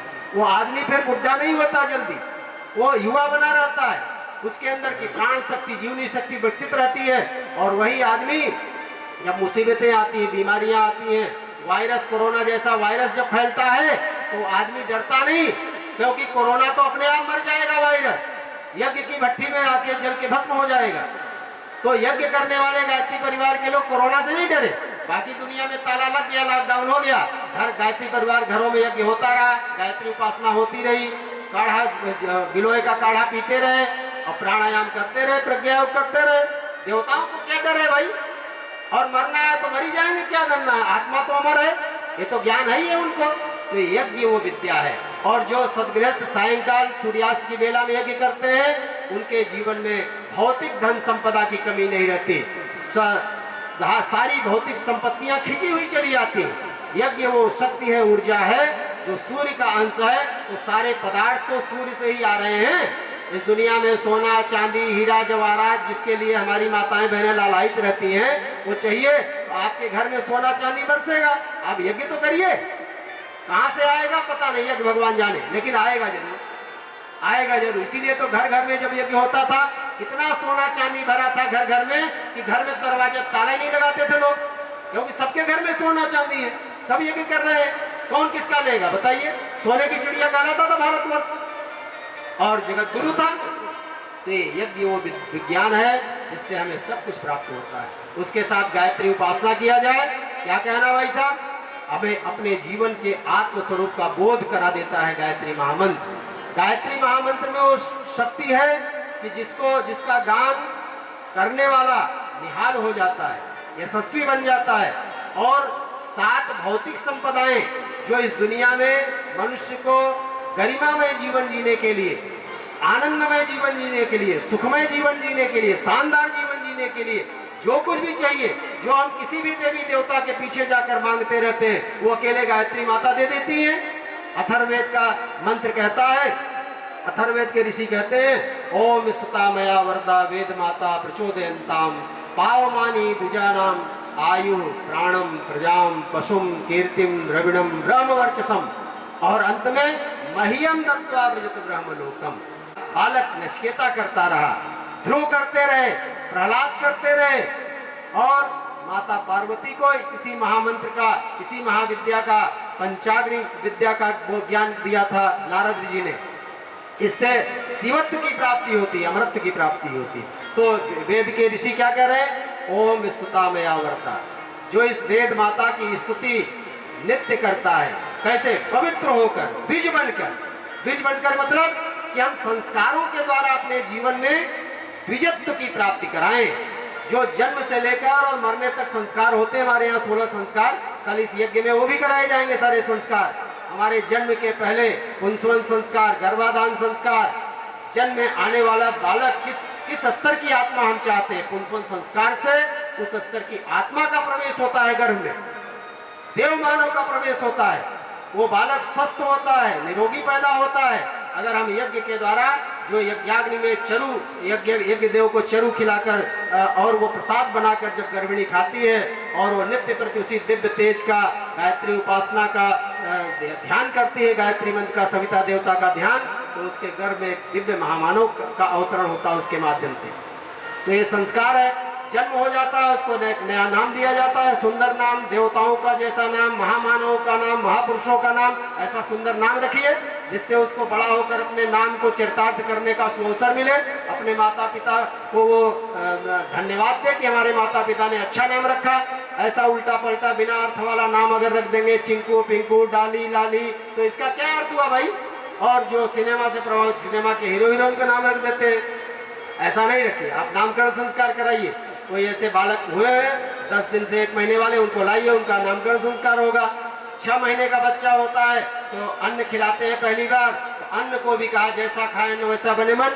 उसको लाइए यहाँ खीर बना के, शुद्ध सात्विक खीर, और उसको भी यज्ञ भगवान को पहले खिलाकर, भोग लगाकर, प्रसाद बनाकर प्रकृष्ट अन्न खिलाया जाता है। तो इसलिए यहाँ से हम शुरू करते हैं, नित्य अपने घर में बलिवेश यज्ञ करके भोजन को प्रसाद बना के अगर खाएं तो सबकी बुद्धि शुद्ध होगी, पवित्र होगी। फिर कोई गुस्सा नहीं करेंगे पति देवता, फिर आप शराब नहीं पिएंगे, नशा करते होंगे छोड़ देंगे। आप ऐसा करिए, आपके बच्चों को ऐसा अन्न खिलाइए तो आपके बच्चे आपका कहना मानेंगे, श्रवण कुमार बनेंगे। आप तो जाने क्या मोमोज, पिज्जा, बर्गर और क्या क्या खिला रहे हैं कुसंस्कारी अन्न।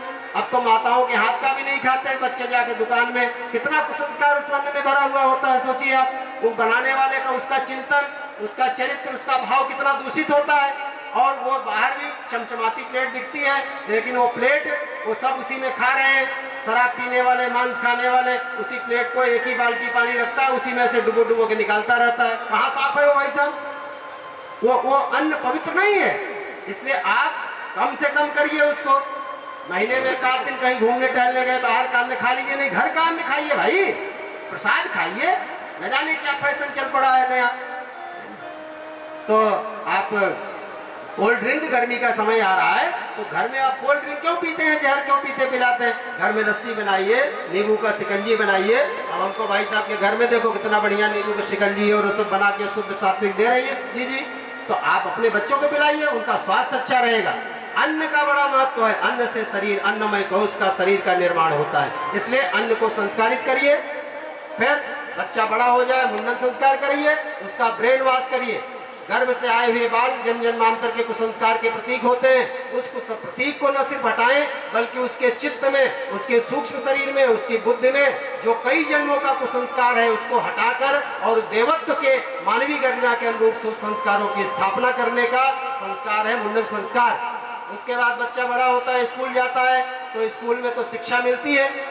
शिक्षा के साथ साथ विद्या क्या बला है भाई साहब? नाम तो विद्यालय है, लेकिन गुरुदेव कहते हैं विद्या का जहाँ लय हो गया, लोप हो गया, उसका नाम है विद्यालय। विद्यालय में आपके बच्चों को विद्या नहीं मिलेगा। वहाँ पे आपको वो जो सब्जेक्ट है, जो सिलेबस है, वो पूरा करा के कागज की डिग्री मिल जाएगी, उसके आधार पे नौकरी मिल जाएगी और नौकरी पाकर वो अपना उदर पूर्णा शिक्षा की व्यवस्था है। आप अच्छा मकान बना लेगा, गाड़ी मोटर बना लेगा, विदेश चला जाएगा, भाग जाएगा, शादी कर देंगे आप, आपके काम नहीं आएगा, हाथ से निकल जाएगा। लेकिन शिक्षा के साथ अगर विद्या देंगे आप उसको, तो बच्चा आपका जहाँ भी रहेगा दूर देश में आपको याद करेगा, सुबह शाम आपका हाल चाल लेगा, नहीं फुर्सत नहीं मिलेगी उसको, मरते रहेंगे तो भी नहीं पूछेगा। आजकल तो लोग अब मतलब विश्वास नहीं है कि बच्चे हमारे विदेश से आएंगे तो अपने जीते जी अपना श्राद्ध तर्पण करवा लेते हैं। जीवित श्राद्ध का एक विधान हमारे यहाँ वेद विभाग के द्वारा बनाया गया, शास्त्रों में है कि कथा नहीं में हमारा बेटा करेगी ना। तो आप शिक्षा के साथ विद्या दिए कि नहीं? शास्त्र कहता है, ईशावास्योपनिषद में ऋषि कहते हैं ज्ञान की 2 धाराएं हैं, एक का नाम है अविद्या, एक का नाम है विद्या। जो हम स्कूल में पढ़ते हैं वो फिजिक्स, केमिस्ट्री, मैथमेटिक्स, इतिहास, भूगोल, जिसके आधार पे हम डॉक्टर, इंजीनियर, IAS, PCS बनते हैं, वो अविद्या है। उसी को शिक्षा आज की भाषा में कहते हैं। वो पदार्थ विज्ञान है, वो शरीर के बारे में, संसार के बारे में ज्ञान कराती है, वो भी जरूरी है, वो पढ़ाइए जरूरी है। क्योंकि ऋषि कहते हैं अगर अविद्या को नहीं पढ़ेंगे तो फिर इस संसार में कष्ट होगा, दुख होगा, शरीर को कष्ट मिलेगा, परिवार को कष्ट मिलेगा। तो अविद्या को जानकर, पढ़कर, कर्म करते हुए मृत्यु लोक को पार करिए। फिर ज्ञान की दूसरी धारा है विद्या, जिसको एक शरीर के अंदर कोई प्राण भी है, चेतना भी है, आत्मा भी है, परमात्मा भी है। उस ज्ञान की धारा का जो बोध कराती है मनुष्य को, उसका नाम है विद्या। सा विद्या विमुक्त है, विद्या को जानकर आदमी मुक्त हो जाता है, मुक्ति को प्राप्त कर लेता है, अमर हो जाता है। विद्या विस्मृते, इसलिए इस विद्या को भी जानिए, नहीं तो और अधिक अंधकार में आप भटकेंगे, और अधिक दुख पाएंगे। तो विद्या को प्राप्त करके अमरत्व को प्राप्त कर लीजिए। ये संतुलन बनाइए। जीवन 2 चीजों से बना है, शरीर और उसके अंदर जो आत्मा है, दोनों के मिलने से तो जीवन है। तो दोनों को पढ़ेंगे कि नहीं पढ़ेंगे? नहीं साहब, एक पढ़ाई पढ़ लेंगे, उसके बाद दूसरी शुरू करेंगे, दूसरा पढ़ने का अवसर आएगा कि नहीं आएगा, क्या ठिकाना। और विद्या पढ़ने की उम्र जब है तभी तो पढ़ेंगे, बाद में तो मन ही नहीं लगेगा पढ़ने में। तो विद्यारंभ संस्कार कराएं, गायत्री महामंत्र का उसको बोध कराया जाता है, मंत्र लेखन कराया जाता है। आप अपने बच्चों को लाइए, मंत्र लेखन कापी और पेंसिल लेके आइए, पेन लेके आइए, यहाँ विद्यारंभ संस्कार होगा। और बच्चा बड़ा हो जाता था 7-8 साल की उम्र में यज्ञोपवीत संस्कार कराया जाता था, जनेऊ संस्कार। जनेऊ संस्कार के माध्यम से ही द्विजत्व की प्राप्ति होती थी, दूसरा जन्म होता था। इसमें हम यज्ञ पिता गायत्री माता से जोड़ते हैं, शिखा और सूत्र की स्थापना की जाती है बच्चे के जीवन में। यही तो है हमारे माता पिता, आध्यात्मिक माता पिता। शिखा चोटी रखना भूल गए, चोटी हम रखते थे और ये चोटी हमें बोध कराती थी कि हम दुनिया में चोटी की संस्कृति के अनुयायी हैं। हमें अपने व्यक्तित्व को, चरित्र को, चिंतन को चोटी के स्तर का बनाए रखना है। ये गायत्री माता है, हमें सद्बुद्धि की प्रेरणा देती रहती है। यज्ञ पिता हमारे कंधे पे विराजमान होते थे। ये सूत्र है, यज्ञ उपवीत कहलाता है, यज्ञ का उपवीत। ये हमें त्याग का, परमार्थ का, सेवा का व्रत लेने का संकल्प दिलाते हैं। तो यज्ञोपवीत संस्कार बड़े धूमधाम से होता था। यही है गायत्री माता की मूर्ति, यज्ञ पिता। इनको जब हम अपना लेते हैं तब हम भटकते नहीं, हमारे बच्चे भटकते नहीं हैं, क्योंकि ये सच्चिंतन सत्कर्म हमें 24 घंटे सब इसकी प्रेरणा देते रहेंगे। यज्ञोपवीत संस्कार का बड़ा महत्व है, इसी से द्विजत्व की प्राप्ति हो जाती है। बड़े होते हैं तो विवाह हो जाता है, विवाह हो गया तो फिर हम दो हो गए, हम माता पिता, बूढ़े माता पिता छोड़ देते हैं। जब पहले संस्कार बचपन वाला नहीं कराएंगे तो बड़ा होगा तो बच्चा तो भाग जाएगा विदेश, फिर आपको याद नहीं करेगा। इसलिए जन्म से संस्कार कराइए, जन्म से लेकर और 5 वर्ष तक की उम्र तक गुरुदेव कहते हैं हर मनुष्य के जीवन के व्यक्तित्व का 3/4 निर्माण हो जाता है, बाकी जिंदगी में 1/4 सीखता है केवल आदमी। इसलिए यहाँ तक के सारे संस्कार कराइए और ये सारे संस्कार यहाँ होंगे। जन्म दिवस किसी का हो, आप पर्ची लिख के दीजिए, जन्म दिवस मनाया जाएगा, आहुति पड़ेगी। किसी का विवाह दिवस हो, आपके सुखद वैवाहिक जीवन के लिए यहाँ आहुतियाँ पड़ेंगी कल। तो ये सब आपको संस्कारों के माध्यम से यहाँ पे कल उसके साथ यज्ञ होगा। 33 कोटि देवी देवताओं का आह्वान किया जाएगा। उस यज्ञाग्नि में सारे देवताओं को प्रसन्न करने के लिए, तुष्ट करने के लिए आहुतियां दी जाएंगी। आपके पितर, आपके देवता, आपके कुल देवता और ये पूरी प्रकृति के देवता सब प्रसन्न होंगे उस यज्ञ से। और वो सारे देवता जब उतरेंगे यहाँ और उनके उपस्थिति में, उनकी साक्षी में हमारे परम तपस्वी और जो बड़े ही नैष्ठिक साधक हैं, गुरुदेव का अंश जिनके अंदर है और उनका प्राण जिनके अंदर स्पंदित करता रहता है, उनकी चिंतन चेतना के दिव्य प्रवाह को लेकर जो देश विदेश में जा रहे हैं, भारतवर्ष के गांव-गांव में जा रहे हैं, ऐसे तपस्वी आत्मा, ऋषि तुल्य आत्मा, जिनको श्रद्धेया जी, श्रद्धेया डॉक्टर साहब का अमृत तुल्य, प्रेम तुल्य पोषण मिला है, उनके कर कमलों के द्वारा, दड़ी चिन्मय भैया जी के कर कमलों के द्वारा यहाँ भूमि पूजन होगा, यहाँ पे साधना केंद्र बनेगा और आप सबके आने वाली पीढ़ियाँ यहाँ जीवन के सत्य का बोध करेंगी, जीवन जीने की कला सीखेंगी और यहाँ पे नव युग की एक नई फसल लहलाएगी। तो उसका बड़ा भव्य कार्यक्रम कल के दीप यज्ञ में होगा। सवेरे देव पूजन किया जाएगा, देव पूजन के बाद आदरणीय भैया जी के कर कमलों के द्वारा पूजन होके फिर उनका विशेष मार्गदर्शन, विशेष संदेश आप सबको यहाँ सुनने को मिलेगा। और जो आप सब यहाँ के वरिष्ठ प्रतिनिधि हैं, नींव के पत्थर हैं, पुराने परिजन, उनका भी सम्मान होगा, आप सबका सम्मान होगा, आशीर्वचन मिलेगा।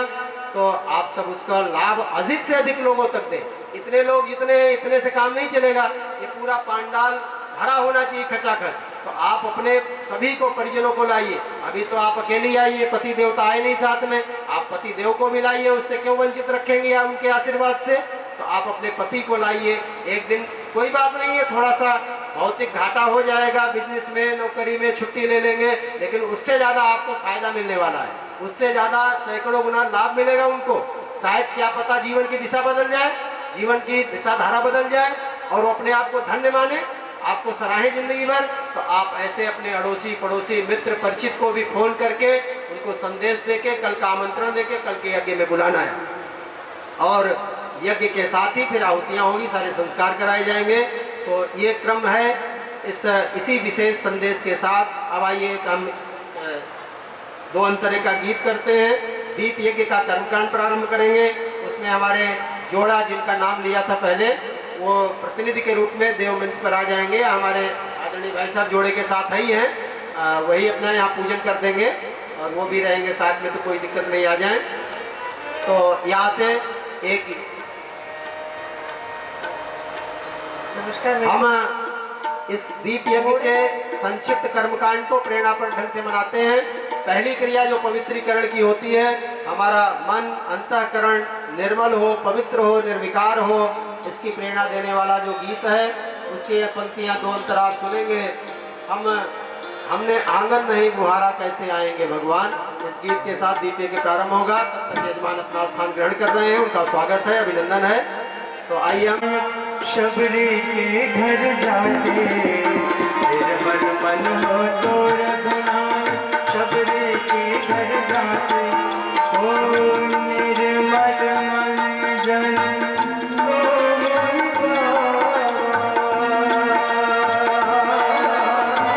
मोहि कपट छल क्षेत्र नभावा, सिया राम जय जय राम, सिया राम जय जय राम। निर्मल मन हो तो रघुनाथ, शबरी के घर जाते आंगन नहीं बुहारा, हमने आंगन नहीं बुहारा, कैसे आएंगे भगवान, कैसे आएंगे भगवान।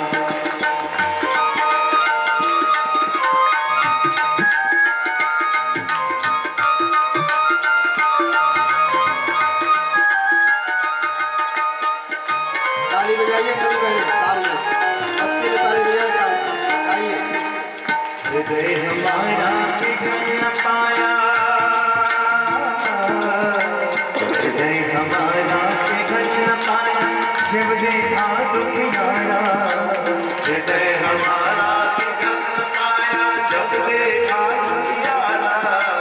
किसी पंथ भूले ने हमसे पाया नहीं सहारा, किसी पंथ भूले ने हमसे पाया नहीं सहारा। सुखी है करुणा की धारा, सुखी है करुणा की धारा, सुखी है करुणा की धारा, सुखी है करुणा की धारा, सुखी है करुणा की धारा।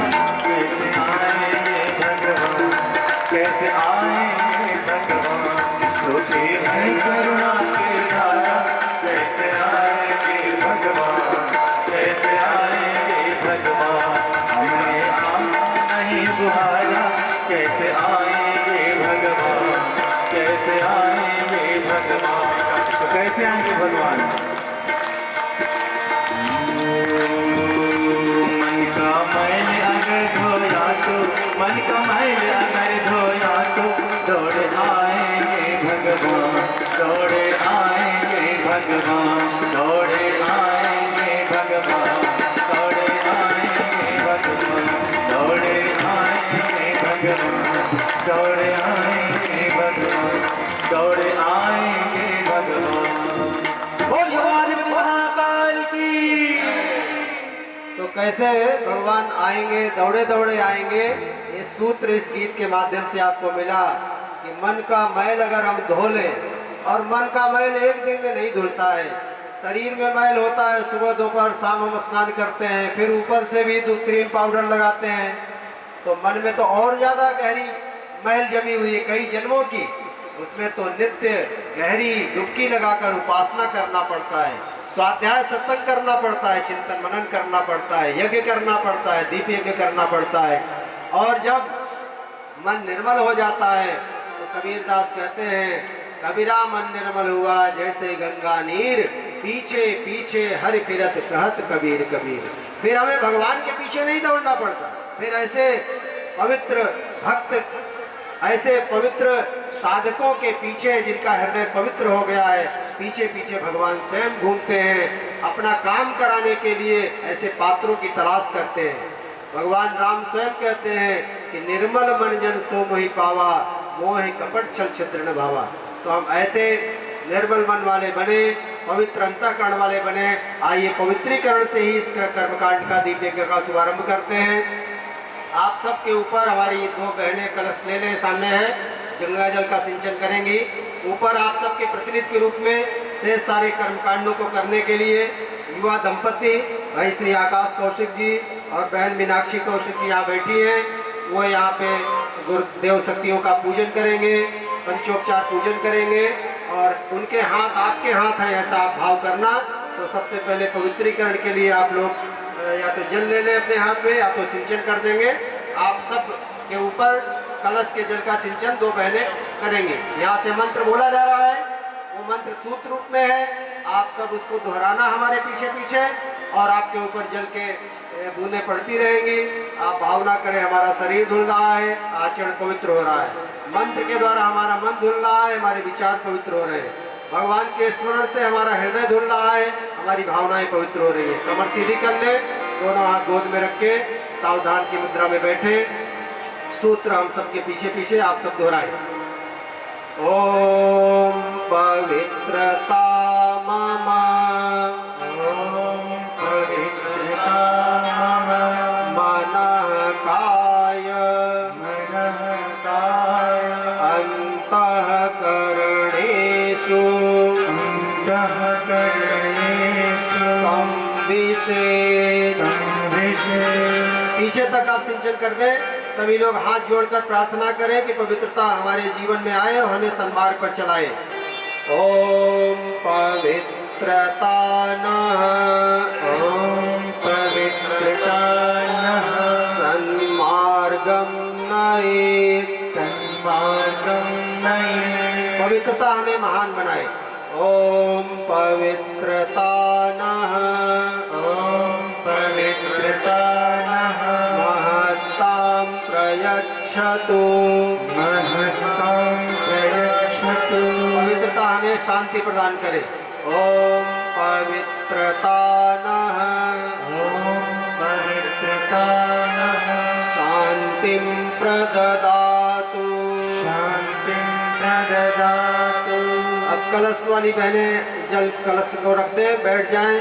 सभी लोग प्राणाकर्षण प्राणायाम करें। एक बार भगवान सूर्य नारायण के दिव्य प्रकाश का ध्यान करें, भावना करें कि हमारे चारों ओर श्वेत बादलों के रूप में भगवान सूर्य का दिव्य प्राण का समुद्र लहरा रहा है। जब यहाँ से मंत्र बोला जाएगा आपको दोहराना नहीं है, आप भावना प्रार्थना करते हुए कि हे विश्व के स्वामी, हे महाप्राण, हमें बुराइयों से छुड़ाइए, श्रेष्ठता के मार्ग पर हमें हमारे कदम आगे बढ़े, हम श्रेष्ठ बने, महान बने, हमें महाप्राण की आवश्यकता है। आप हमें विशिष्ट प्राण दीजिए, विशिष्ट ऊर्जा दीजिए। इस भाव से प्राणाकर्षण प्राणायाम करेंगे।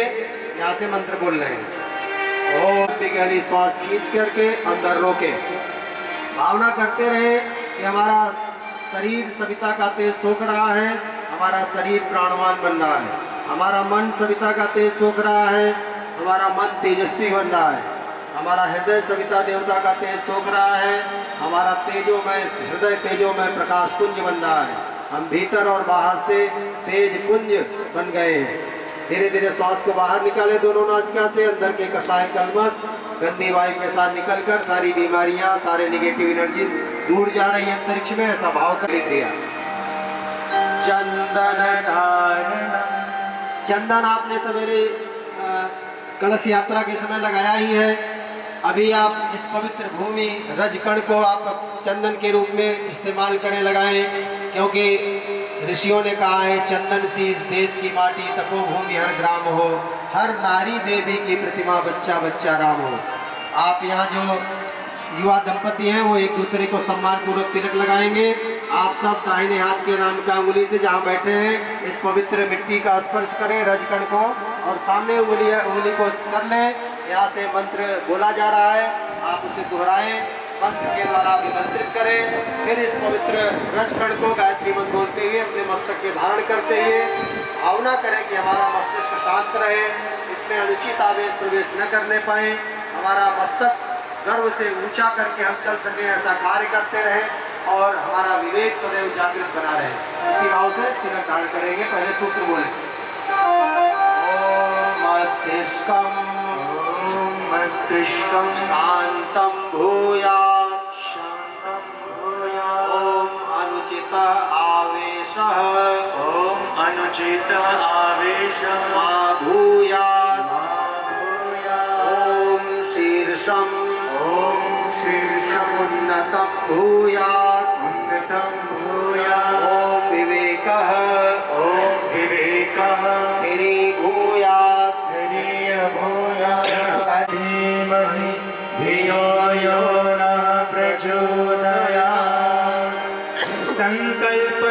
सूत्रधारणम्। अगला महत्वपूर्ण क्रम है कुछ सूत्र जो जीवन निर्माण, परिवार निर्माण और विश्व निर्माण के हैं, उनको संकल्प पूर्वक अपने जीवन में धारण करना है। क्योंकि कुछ काम की बातों को जब आदमी तब तक याद नहीं रहता जब तक संकल्प नहीं लेता। बिना काम की बातें तो तमाम दिमाग में भरी रहती है, इधर से भी सुनने में मजा आता, उधर से भी कोई निंदा चुगली करे। तो सास बहू की पुराण जब होती है घर में या चार बहनें मिलती हैं तो बड़े चाव से वो कहती भी है, सुनती भी है बहनें आके। और चार भाई मिल जाते हैं तो राजनीति की चर्चा, अड़ोसी पड़ोसी की चर्चा, जो घटनाएं हो गई उसी का पृष्ठपोषण करते रहे। उससे क्या होने वाला है, उससे कुछ नहीं होने वाला है। भाई साहब, समस्या की चर्चा करने से समस्या बढ़ेगी। बीमारी का चिंतन करेंगे, बीमारी की चर्चा करेंगे तो बीमारी और बढ़ेगी। इसलिए बीमारी की चर्चा और चिंतन मत करिए। बीमारी को दूर भगाना है तो स्वास्थ्य, स्वस्थ रहने के सूत्रों की चर्चा करिए, स्वस्थ रहने के उपायों को अपनाइए, योग व्यायाम करिए, प्राणायाम करिए, स्वस्थ निरोग बनाने वाले प्रेरणाप्रद साहित्य पढ़िए। चिंतन को स्वस्थ करना है, मन को स्वस्थ करना है तो ऐसे सब साहित्य का अध्ययन करिए, जिससे हमारा विचार समुन्नत होता है। भावनाओं को पवित्र बनाना है तो नित्य भगवान के पास जो सद्गुणों के, अच्छाइयों के, श्रेष्ठ भावनाओं के पुंज हैं, उनके पास बैठकर उनसे दिव्य भाव, दिव्य चिंतन, दिव्य शक्ति का आवाहन करिए, धारण करिए। इसके लिए हमारे परम पूज्य गुरुदेव ने 3 सूत्र दिए हैं। 3 सूत्र अगर आदमी जीवन में अपना ले, नित्य प्रति ये 3 काम करे तो वो निश्चित रूप से इसी जीवन में देवता बन जाएगा, उसके परिवार में स्वर्ग आ जाएगा। ये 3 सूत्र क्या है? वो है उपासना, साधना और आराधना। इसी को गीता में भगवान कृष्ण ने भक्ति योग, ज्ञान योग और कर्म योग कहा है। इसी को अध्यात्म की भाषा में आस्तिकता, आध्यात्मिकता और धार्मिकता कहते हैं। 3 शरीर है हमारे और आपके सबके। 3 शरीरों के लिए 3 प्रकार का योग भगवान कृष्ण ने भी बताया और इस युग के प्रज्ञावतार भी कह रहे हैं। तो स्थूल शरीर से हम कर्म करते हैं, सूक्ष्म शरीर से हम चिंतन करते हैं और कारण शरीर में भावनाएं होती हैं। तीनों हमारी एक बिंदु पर आ जाए, एक दिशा में चले तो हमारे जीवन की सारी समस्या हल हो जाएगी। तो उपासना हम नित्य करें, अपने हृदय खोलकर भगवान के पास बैठे। हमारे घर में एक अच्छा सा पूजा स्थली होना चाहिए, पूजा का मंदिर हो और उसमें केंद्र में सभी देवताओं की माता, देव माता, वेद माता, विश्व माता, गायत्री माता के चित्र की स्थापना होनी चाहिए। उस गायत्री माता के चित्र के सामने बैठकर हम गायत्री महामंत्र का अगर जप करते हैं, सविता देवता का ध्यान करते हुए, तो हमें सद्बुद्धि मिलेगी, सद्ज्ञान मिलेगा, सद्भाव हमारे हृदय में जगेगा, सोई हुई शक्तियां हमारी जग जाएंगी, कुंडली शक्ति जग जाएगी, षट चक्रों का जागरण होगा। 24 जो हमारे शरीर के अंदर प्रमुख ग्रंथियां हैं, जो 24 देवता, 24 ऋषि सोए पड़े हैं, वो जग जाते हैं। 24 गुणों का विकास होने लगता है, प्रज्ञा का विकास होता है, संवेदना का विकास होता है, मानवीय मूल्यों का विकास होता है। गायत्री महामंत्र का अकेले जप करने से सभी देवताओं, सभी ऋषियों, सभी देवी देवताओं के आशीर्वाद का लाभ अकेले मिल जाता है। इसलिए गायत्री महामंत्र का जप करें। सवेरे हमने कहा था कि गायत्री मंत्र सार्वभौमिक मंत्र है। एक बहन जी प्रश्न करने लगी, भाई साहब ये सार्वभौमिक मंत्र क्यों है, आप बताइए। हमने वो डॉक्टर हनीफ मोहम्मद शास्त्री का बताया था कि हमारे वेद विभाग में पुस्तक है, वो वेद और कुरान नाम की किताब जिसने लिखी है वो डॉक्टर हनीफ मोहम्मद शास्त्री। तो वो ये कहते हैं गायत्री मंत्र सार्वभौमिक क्यों है, क्योंकि इस गायत्री महामंत्र में किसी देवी देवता, अल्लाह, खुदा, गॉड का नाम नहीं लिया गया। भगवान नाम रूप से परे है। भगवान तो आदर्शों और सद्गुणों का भंडार है। और अगर नाम रूप है भी अगर हम कहते हैं तो एक नाम नहीं है भगवान के, सहस्त्र नाम है। किसी भी एक देवी देवता का देखिए, विष्णु सहस्त्र नाम, गायत्री सहस्त्र नाम। तो संसार में जितने भी प्राणी हैं, सहस्त्र कोटि प्राणी, सब उन्हीं के तो रूप है। सारे नाम तो भगवान के ही हैं, तो हम भेदभाव क्यों करें भाई। तो गायत्री मंत्र हमें नाम और रूप से परे ले जाता है। भगवान के, देवी देवताओं के जो भी पुराण पढ़िए, उन देवी देवता के अंदर जो गुण है, जो क्वालिटी है, जो अच्छाई है, उसका वर्णन करता है गायत्री मंत्र। ओम भूर्भुवः स्वः। ये मंत्र क्या कह रहा है कि ओम रूपी परमात्मा धरती, आकाश, पाताल, तीनों लोकों में, कण कण में उसकी चेतना संव्याप्त है, फैली हुई है। संसार का एक भी ऐसा सुई के बराबर भी जगह नहीं है जो भगवान की चेतना से ओतप्रोत ना हो। इसलिए वेद में ऋषि कहते हैं सर्वम खलविदम ब्रह्म, सब कुछ ब्रह्ममय है। और आज के वैज्ञानिक भी वहां पहुंच गए हैं, जो कहते हैं पदार्थ नाम की सत्ता इस दुनिया में नहीं है, सब कुछ चेतना से ओतप्रोत है, सब तरंगमय है, विचारमय है। कोई बड़ी बुद्धिमान सत्ता है इस संसार के एक एक एटम के अंदर बैठी हुई है, जो उसके अंदर की इलेक्ट्रॉन्स को, प्रोटॉन्स को, और इस ब्रह्मांड में अनेक कोटि कोटि जो है आकाश गंगाएं हैं, कोटि कोटि जो है ग्रह नक्षत्र हैं, उनको अपनी कक्षा में ऑर्बिट में बांध कर चला रही है। कोई जबरदस्त चेतना है, उसी का नाम है सविता देवता, उसी का नाम है परमात्मा। उसी को अल्लाह कहें, चाहे गॉड कहें, चाहे खुदा कहें, जो भी कहें, लेकिन वो कहाँ है, वो कैसा है, उसको किस नाम से पुकारे? तो गायत्री मंत्र में ऋषि कहते हैं तत्, उसको तत् कहा है, नाउन नहीं, प्रोनाउन। अब तत् माने वह को जो नाम अच्छा लगता है आप रख लीजिए। आप चाहे विष्णु कहिए, चाहे ब्रह्मा कहिए, चाहे सरस्वती कहिए, काली कहिए, तो जो भी कहिए, वो एक है ब्रह्म। वो अनेक रूपों में प्रकट हुआ है इस दुनिया में। एक ब्रह्म ही अनेक देवताओं के रूप में, अनेक रूपों में संसार के गतिविधियों का संचालन कर रही है। एक ही प्राण हमारे आपके अंदर, सबके अंदर है, लेकिन वो कई प्रकार के क्रियाकलाप करता है। इसको 5 प्राण और 5 प्राण के नाम से जाना जाता है। एक ही बिजली है, सबके घरों में जलती है, लेकिन यही एक बिजली जब इस लाइट के अंदर आ रही है तो प्रकाश पैदा कर रही है। यही बिजली हीटर के अंदर जाती, अग्निदेव पैदा हो जाते हैं। यही बिजली पंखे के अंदर है तो पवन देवता को उत्पन्न कर दे रही है। यही बिजली फ्रिज के अंदर होती है, वस्तुओं को जमा देती है। अलग अलग विरोधाभासी गुणधर्म, बिजली तो एक है, जो विज्ञान पढ़े जानते हैं, इलेक्ट्रॉन के फ्लो का नाम है बिजली। तो परमात्मा एक है, अनेक रूपों में उसको अभिव्यक्त हो रही है उसकी चेतना, इसलिए उसको अलग अलग कार्य करने के कारण अलग अलग नाम दे दिया गया। जो सृजन कर रही है वही एक चेतना, उसको ब्रह्मा नाम दे दिया गया। वही शक्ति पोषण करती है, उस पोषण करने की धारा का नाम विष्णु है। वही संहार और संतुलन का क्रम बनाए रखती है, उसका नाम शिव है, महेश है। वही अनेक रूपों में काम करती है, इसलिए भेद नहीं है। तो हम उस परमात्मा को जाने गायत्री मंत्र के माध्यम। तत् सवितुर्वरेण्यम, वो कैसा है? सविता स्वरूप है, प्रकाश स्वरूप है। उस प्रकाश स्वरूप परमात्मा का हम वर्ण करें, वरेण्यम धारण करें। वर्ण करने के बाद उसके शक्तियों को धारण करें और परमात्मा के शक्ति को धारण करेंगे तो परमात्मा क्या करेगा? हमारे अंदर के जन्म जन्मांतर के पाप ताप विकार को, कमजोरी को वो पहले भर्ग यानी भून देता है, जला देता है, नष्ट कर देता है। भर्ग के बाद फिर अंदर की जो देव शक्तियां हैं, दिव्यता है, उसको जागृत कर देता है। सोने को जब आग में डाला जाता है तो पहले उसके विकार जो है, मल, वो नष्ट हो जाते हैं, फिर वो सोना चमकने लगता है, कुंदन बन जाता है। इंसान भी जब उसके जीवन में दुख, कठिनाइयां, प्रतिकूलताएं आती हैं, तब वो निखरता है, उसके अंदर के गुण विकसित होते हैं। इसलिए प्रतिकूलताओं से, दुखों से घबराना नहीं चाहिए। गायत्री मंत्र जप करने वाला व्यक्ति घबराता नहीं है, कैसी भी प्रतिकूलता आ जाए। भगवान राम, अभी आज राज्य तिलक होने वाला है, कल प्रातः काल सूचना मिलती है कि अब आपको जंगल में जाना है। 14 साल के लिए मुस्कुराते हुए जंगल में चल पड़े, रोए नहीं। और हम किसी भी महापुरुष का आप जीवन पढ़ लीजिए, उनके जीवन में अनुकूलता प्रतिकूलता हर परिस्थिति में संतुलित रहे। हमें भी संतुलित रहना चाहिए। भर्गो देवस्य, गायत्री मंत्र के उपासक के अंदर की दिव्य शक्तियां, दिव्य वृत्तियां जग जाती हैं, विकसित हो जाती हैं। भर्गो देवस्य धीमहि, उन जागृत गुणों को हम अपने जीवन में धारण कर लें। और अंतिम पद गायत्री मंत्र का कहता है धियो यो न प्रचोदयात्, वह परमात्मा, हे गायत्री माता सविता देवता, आप हमारे अकेले की नहीं बल्कि यो न हम सब की बुद्धि को बलपूर्वक अच्छे मार्ग पे चला दीजिए, श्रेष्ठ मार्ग पे, सन्मार्ग पे चला दीजिए, जिससे हमारा भी कल्याण हो, हमारे पड़ोसी का भी हो, हमारे समाज का, राष्ट्र का, सबका भविष्य उज्जवल हो, सब अच्छे मार्ग पर चले। इससे अच्छी प्रार्थना और कहाँ होगी? यही तो है गायत्री मंत्र का सार्वभौमिक स्वरूप। इसलिए गायत्री मंत्र ही वो भी जप करते हैं। सूरह फातिहा उनका वो गायत्री मंत्र है। बाइबिल में भी गायत्री मंत्र आता है। हमारे बाइबिल के जो जानकार हैं और हमारे वेदों के, दीपक डेविड नाम का नौजवान, वो आ रहा था, कर्मकांड सीख रहा था, संगीत सीख रहा था। तो वो कर्मकांड के बाद, क्लास के बाद हमारे पीछे पड़ के और ज्यादा सीखते थे, और बताइए भाई साहब।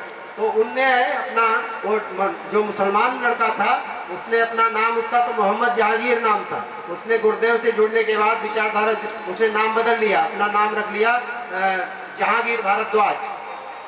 और वो दीपक डेविड नाम का जो व्यक्ति था, उसने तो बड़ा विलक्षण कहानी सुनाया कि गुरुदेव ने शरीर छोड़ने के बाद उसको सपने में आके जगह जगह के गायत्री मंत्र सिखाया, और सपने में ही जगह के नहला धुला के जब मंत्र सीख गया तो गायत्री मंत्र की दीक्षा दी। और उसने कहा कि अब गुरुदेव हम आपके शिष्य बन गए, हमारी पत्नी तो चर्च जाती है, आप अब हम अपना नाम बदल लेते हैं। तो गुरुदेव ने कहा नहीं बेटा, नाम नहीं बदलना है, तुम्हें काम करना है। तो एक पुस्तक वो व्यक्ति लिख रहा था, और वो पुस्तक का नाम है Gayatri Mantra as a Christian for me and all. तो ऐसा है गुरुदेव का व्यक्तित्व। तो अब माताएं बहनें बैठी रहे, तो इस गायत्री मंत्र के बारे में, चूंकि बहनों ने पूछा इसलिए बता दिए, इस गायत्री मंत्र का नित्य आप 5 मिनट जप करिए, अपने बच्चों को भी कराइए। नित्य गुरुदेव का साहित्य देखिए, यहाँ हमारे भाई लोग रखे हैं साहित्य। गायत्री माता की, यज्ञ भगवान की। दाहिना हाथ का मुट्ठी बंद करिए, हाथ उठाइए, और यहाँ से जो सूत्र बोला जा रहा है उसे आप सब दोहराइए। बोलिए, हम ईश्वर का अनुशासन स्वीकार करते हैं। हम मानवीय मर्यादाओं का पालन करेंगे। जो वर्जित हैं वे आचरण नहीं करेंगे। ओम ईशानुशासनम स्वीकरोमि। ओम मर्यादाम चरिष्यामि। ओम वर्जनीयम नो चरिष्यामि। अब इसको मस्तक से लगाइए, गायत्री मंत्र एक बार बोलिए। ओम भूर्भुवः स्वः तत्सवितुर्वरेण्यं भर्गो देवस्य धीमहि धियो यो नः प्रचोदयात्। हाथ जोड़ लीजिए, हिंदी में प्रार्थना दोहराइए। बोलिए, हे महाकाल, उज्जवल भविष्य की रचना के लिए, अपने संकल्पों को पूरा करने के लिए हमें उपयुक्त शक्ति, मनोवृत्ति तथा प्रेरणा दे। हे प्रभु, हमारे संकल्प पूरे हो, हम सुख सौभाग्य, श्रेय पुण्य तथा आपकी कृपा के अधिकारी बने। आपसे दिव्य अनुदान पाने और उन्हें जन जन तक पहुंचाने की हमारी पात्रता बढ़ती रहे। चलिए, अब संकल्प आपने ले लिया, अब आपका पूजन जरूर स्वीकार करेंगे भगवान। यहाँ पर जो हमारे भाई हैं प्रतिनिधि के रूप में, वो कलश का गुरुदेव माता जी का पूजन करेंगे। अक्षत पुष्प हाथ में ले लें। आप सब हाथ जोड़ लीजिए बैठे बैठे।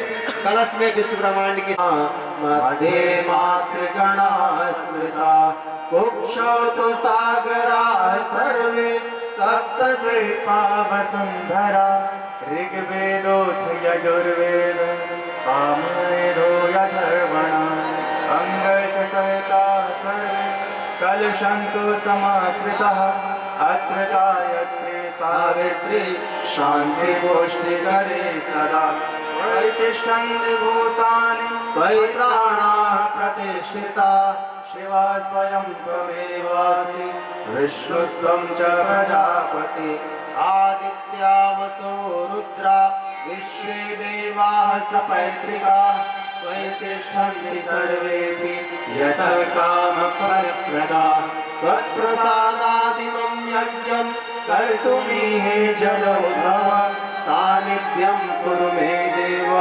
प्रसन्नो भव सर्वदा अभी नमन बंदन करें, उनका आशीर्वाद प्राप्त करें जो हमें देवत्व की का प्रेरणा प्रकाश देती रहती है। हाथ जोड़ लें। यहाँ से जो सूत्र बोला जा रहा है उसे दोहराएं। नमः शब्द आए तो मस्तक झुकाकर नमस्कार करें। ओम सर्वाभ्यो देव शक्तिभ्यो नमः। आप लोग भी बोलिए ऊंचे स्वर में, सूत्र दोहराइए। ओम सर्वेभ्यो देव पुरुषेभ्यो नमः। ओम महाप्राणेभ्यो नमः। ओम सर्वेभ्यो महारुद्रेभ्यो नमः। ओम सर्वेभ्यो आदितेभ्यो नमः।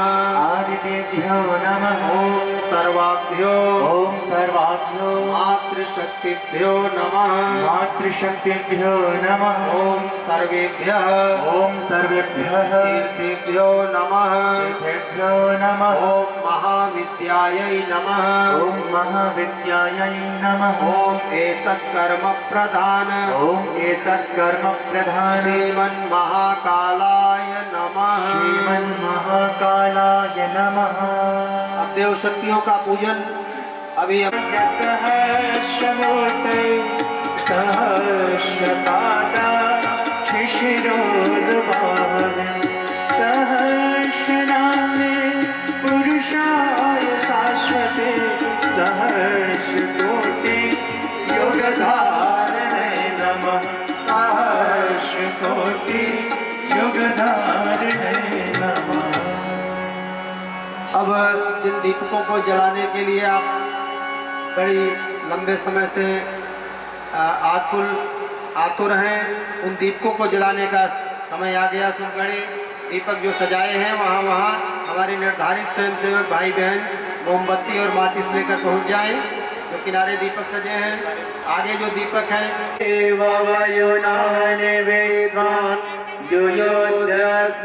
जुहुराणमेनो भूयिष्ठां ते नमः हाँ, साड़ी का कपड़ों का ध्यान रखें। दूर वाले दीपक पहले जलाएं, नजदीक वाले बाद में। शांति से दीपक जलाते रहे। यहाँ से गायत्री स्तोत्र का गायन हो रहा है। उसी के साथ जब तक दीप नहीं जलेंगे कुछ गीत भी हमारे भाई ले लेंगे और दीपक अपने हिस्से का जलाकर अपने अपने स्थान पर जाकर आप पंक्तिबद्ध बैठ जाइएगा और फिर आहुतियाँ होंगी। चलिए यहाँ से सविता देवता का स्तोत्र।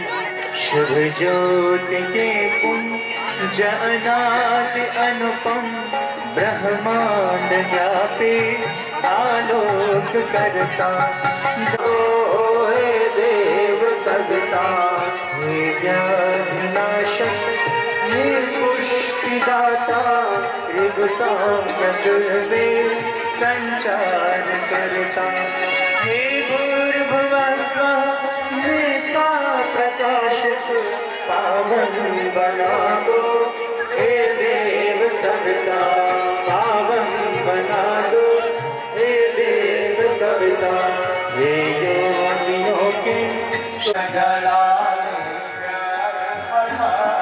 दीप यज्ञ का पर्व आया है दीप यज्ञ का पर्व आया है आओ जीवन को धन्य बना लो रे आओ जीवन को धन्य बना लो रे शक्तियाँ उमड़ रही है देव शक्तियाँ उमड़ रही है असुर शक्तियाँ भाग रही है असुर शक्तियाँ भाग रही है आदिशक्ति वे माता आदिशक्ति वे माता सर्व धरती को स्वर्ग बना लो रे धरती को स्वर्ग बना लो रे आओ जीवन को धन्य बना लो रे आओ जीवन को धन्य बना लो। अपने अपने हिस्से के दीपक जल गए हो तो आप लाइन में बैठ जाए, मोमबत्ती हो जाए। पंक्ति में बैठना शुरू करें सभी।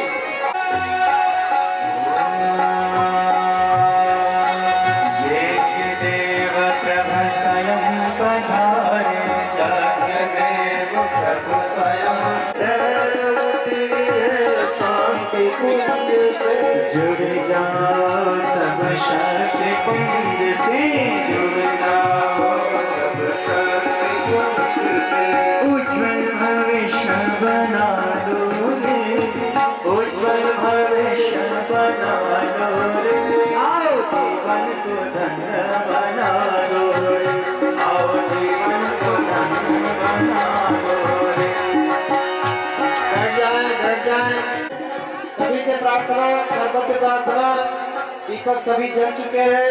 आप सभी माताएं बहनें मोमबत्ती बुझाकर अपने गायत्री महामंत्र और महामृत्युंजय मंत्र का उच्चारण करते हुए देव शक्तियों को अपनी श्रद्धापूर्ण आहुति समर्पित करके उनका आशीर्वाद प्राप्त लेकर बैठ जाओ जल्दी से। और जब आहुति होगी अगर संभव हो तो आप ये लाइट वगैरह आप कर सकते हैं तो कर देंगे, फिर जला देंगे पूर्ण आहुति के सीधा आरती के लिए समय जलाएंगे। अभी आप बैठो, अगर जला लिए तो बैठ जाइए, दूरी लेकर बैठिए, जल्दी बैठो। भाई कार्यकर्ता बैठाइए, अब देखो कोई दिखाई नहीं दे रहा है, जल्दी बैठाइए इनको। सभी लोग दोनों हाथ गोद में रखें या घुटने पर रखें, कमर सीधी करें, अधखुले नेत्रों से दीपक की दिव्य ज्योति में दृष्टि को एकाग्र करके अपने जीवन में सद्ज्ञान का, सद्बुद्धि का, ऊर्जा का उद्भव हो रहा है। पूरे अंतरिक्ष, पूरे विश्व में आध्यात्मिक शक्ति प्रवाह जा रहा है। सभी को ओम भूर्भुवः स्वः तत्सवितुर्वरेण्यं भर्गो देवस्य धीमहि धियो यो नः प्रचोदयात् स्वाहा गायत्रीं नमः। ओम भूर्भुवः स्वः तत्सवितुर्वरेण्यं भर्गो देवस्य धीमहि धियो यो नः प्रचोदयात् स्वाहा इदं गायत्रीं नमः। ओम भूर्भुवः स्वः तत्सवितुर्वरेण्यं भर्गो देवस्य ओम भूर्भुवः स्वः तत्सवितुर्वरेण्यं भर्गो देवस्य धीमहि धियो यो नः प्रचोदयात् स्वाहा इदं गायत्रीं नमः। ओम भूर्भुवः स्वः तत्सवितुर्वरेण्यं भर्गो देवस्य धीमहि धियो यो नः प्रचोदयात् स्वाहा इदं गायत्रीं नमः। ओम भूर्भुवः स्वः तत्सवितुर्वरेण्यं भर्गो देवस्य धीमहि धियो यो नः प्रचोदयात् स्वाहा इदं गायत्रीं नमः। ओम भूर्भुवः स्वः तत्सवितुर्वरेण्यं। समाज को और विश्व को दुखदायी बंधनों से मुक्ति प्रदान करें, अमरत्व प्रदान में सुखद दाम्पत्य वैवाहिक जीवन की प्रार्थना करें। और इस साधना केंद्र जो यहाँ बनने जा रहा है वो भव्य दिव्य बने। महाकाल जय महाकाल जय महाकाल जय महाकाल जय महाकाल जय महाकाल जय महाकाल जय महाकाल जय महाकाल जय महाकाल आइए टाप टाप का हरता है महाकाल जय महाकाल जय महाकाल जय महाकाल जय महाकाल जय महाकाल जय महाकाल जय महाकाल जय महाकाल तुम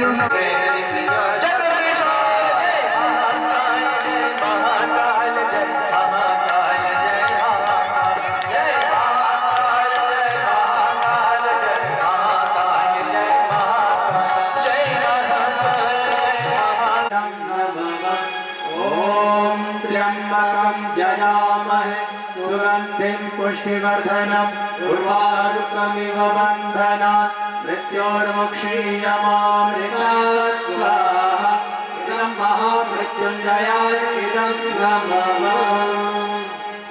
हमारा कार्यक्रम दीप यज्ञ का पूर्णता की ओर है। अब चलो लाइट तो पहले बुझाना था, अब तो जलाना था, खैर चलो बुझा दिए, कोई बात नहीं।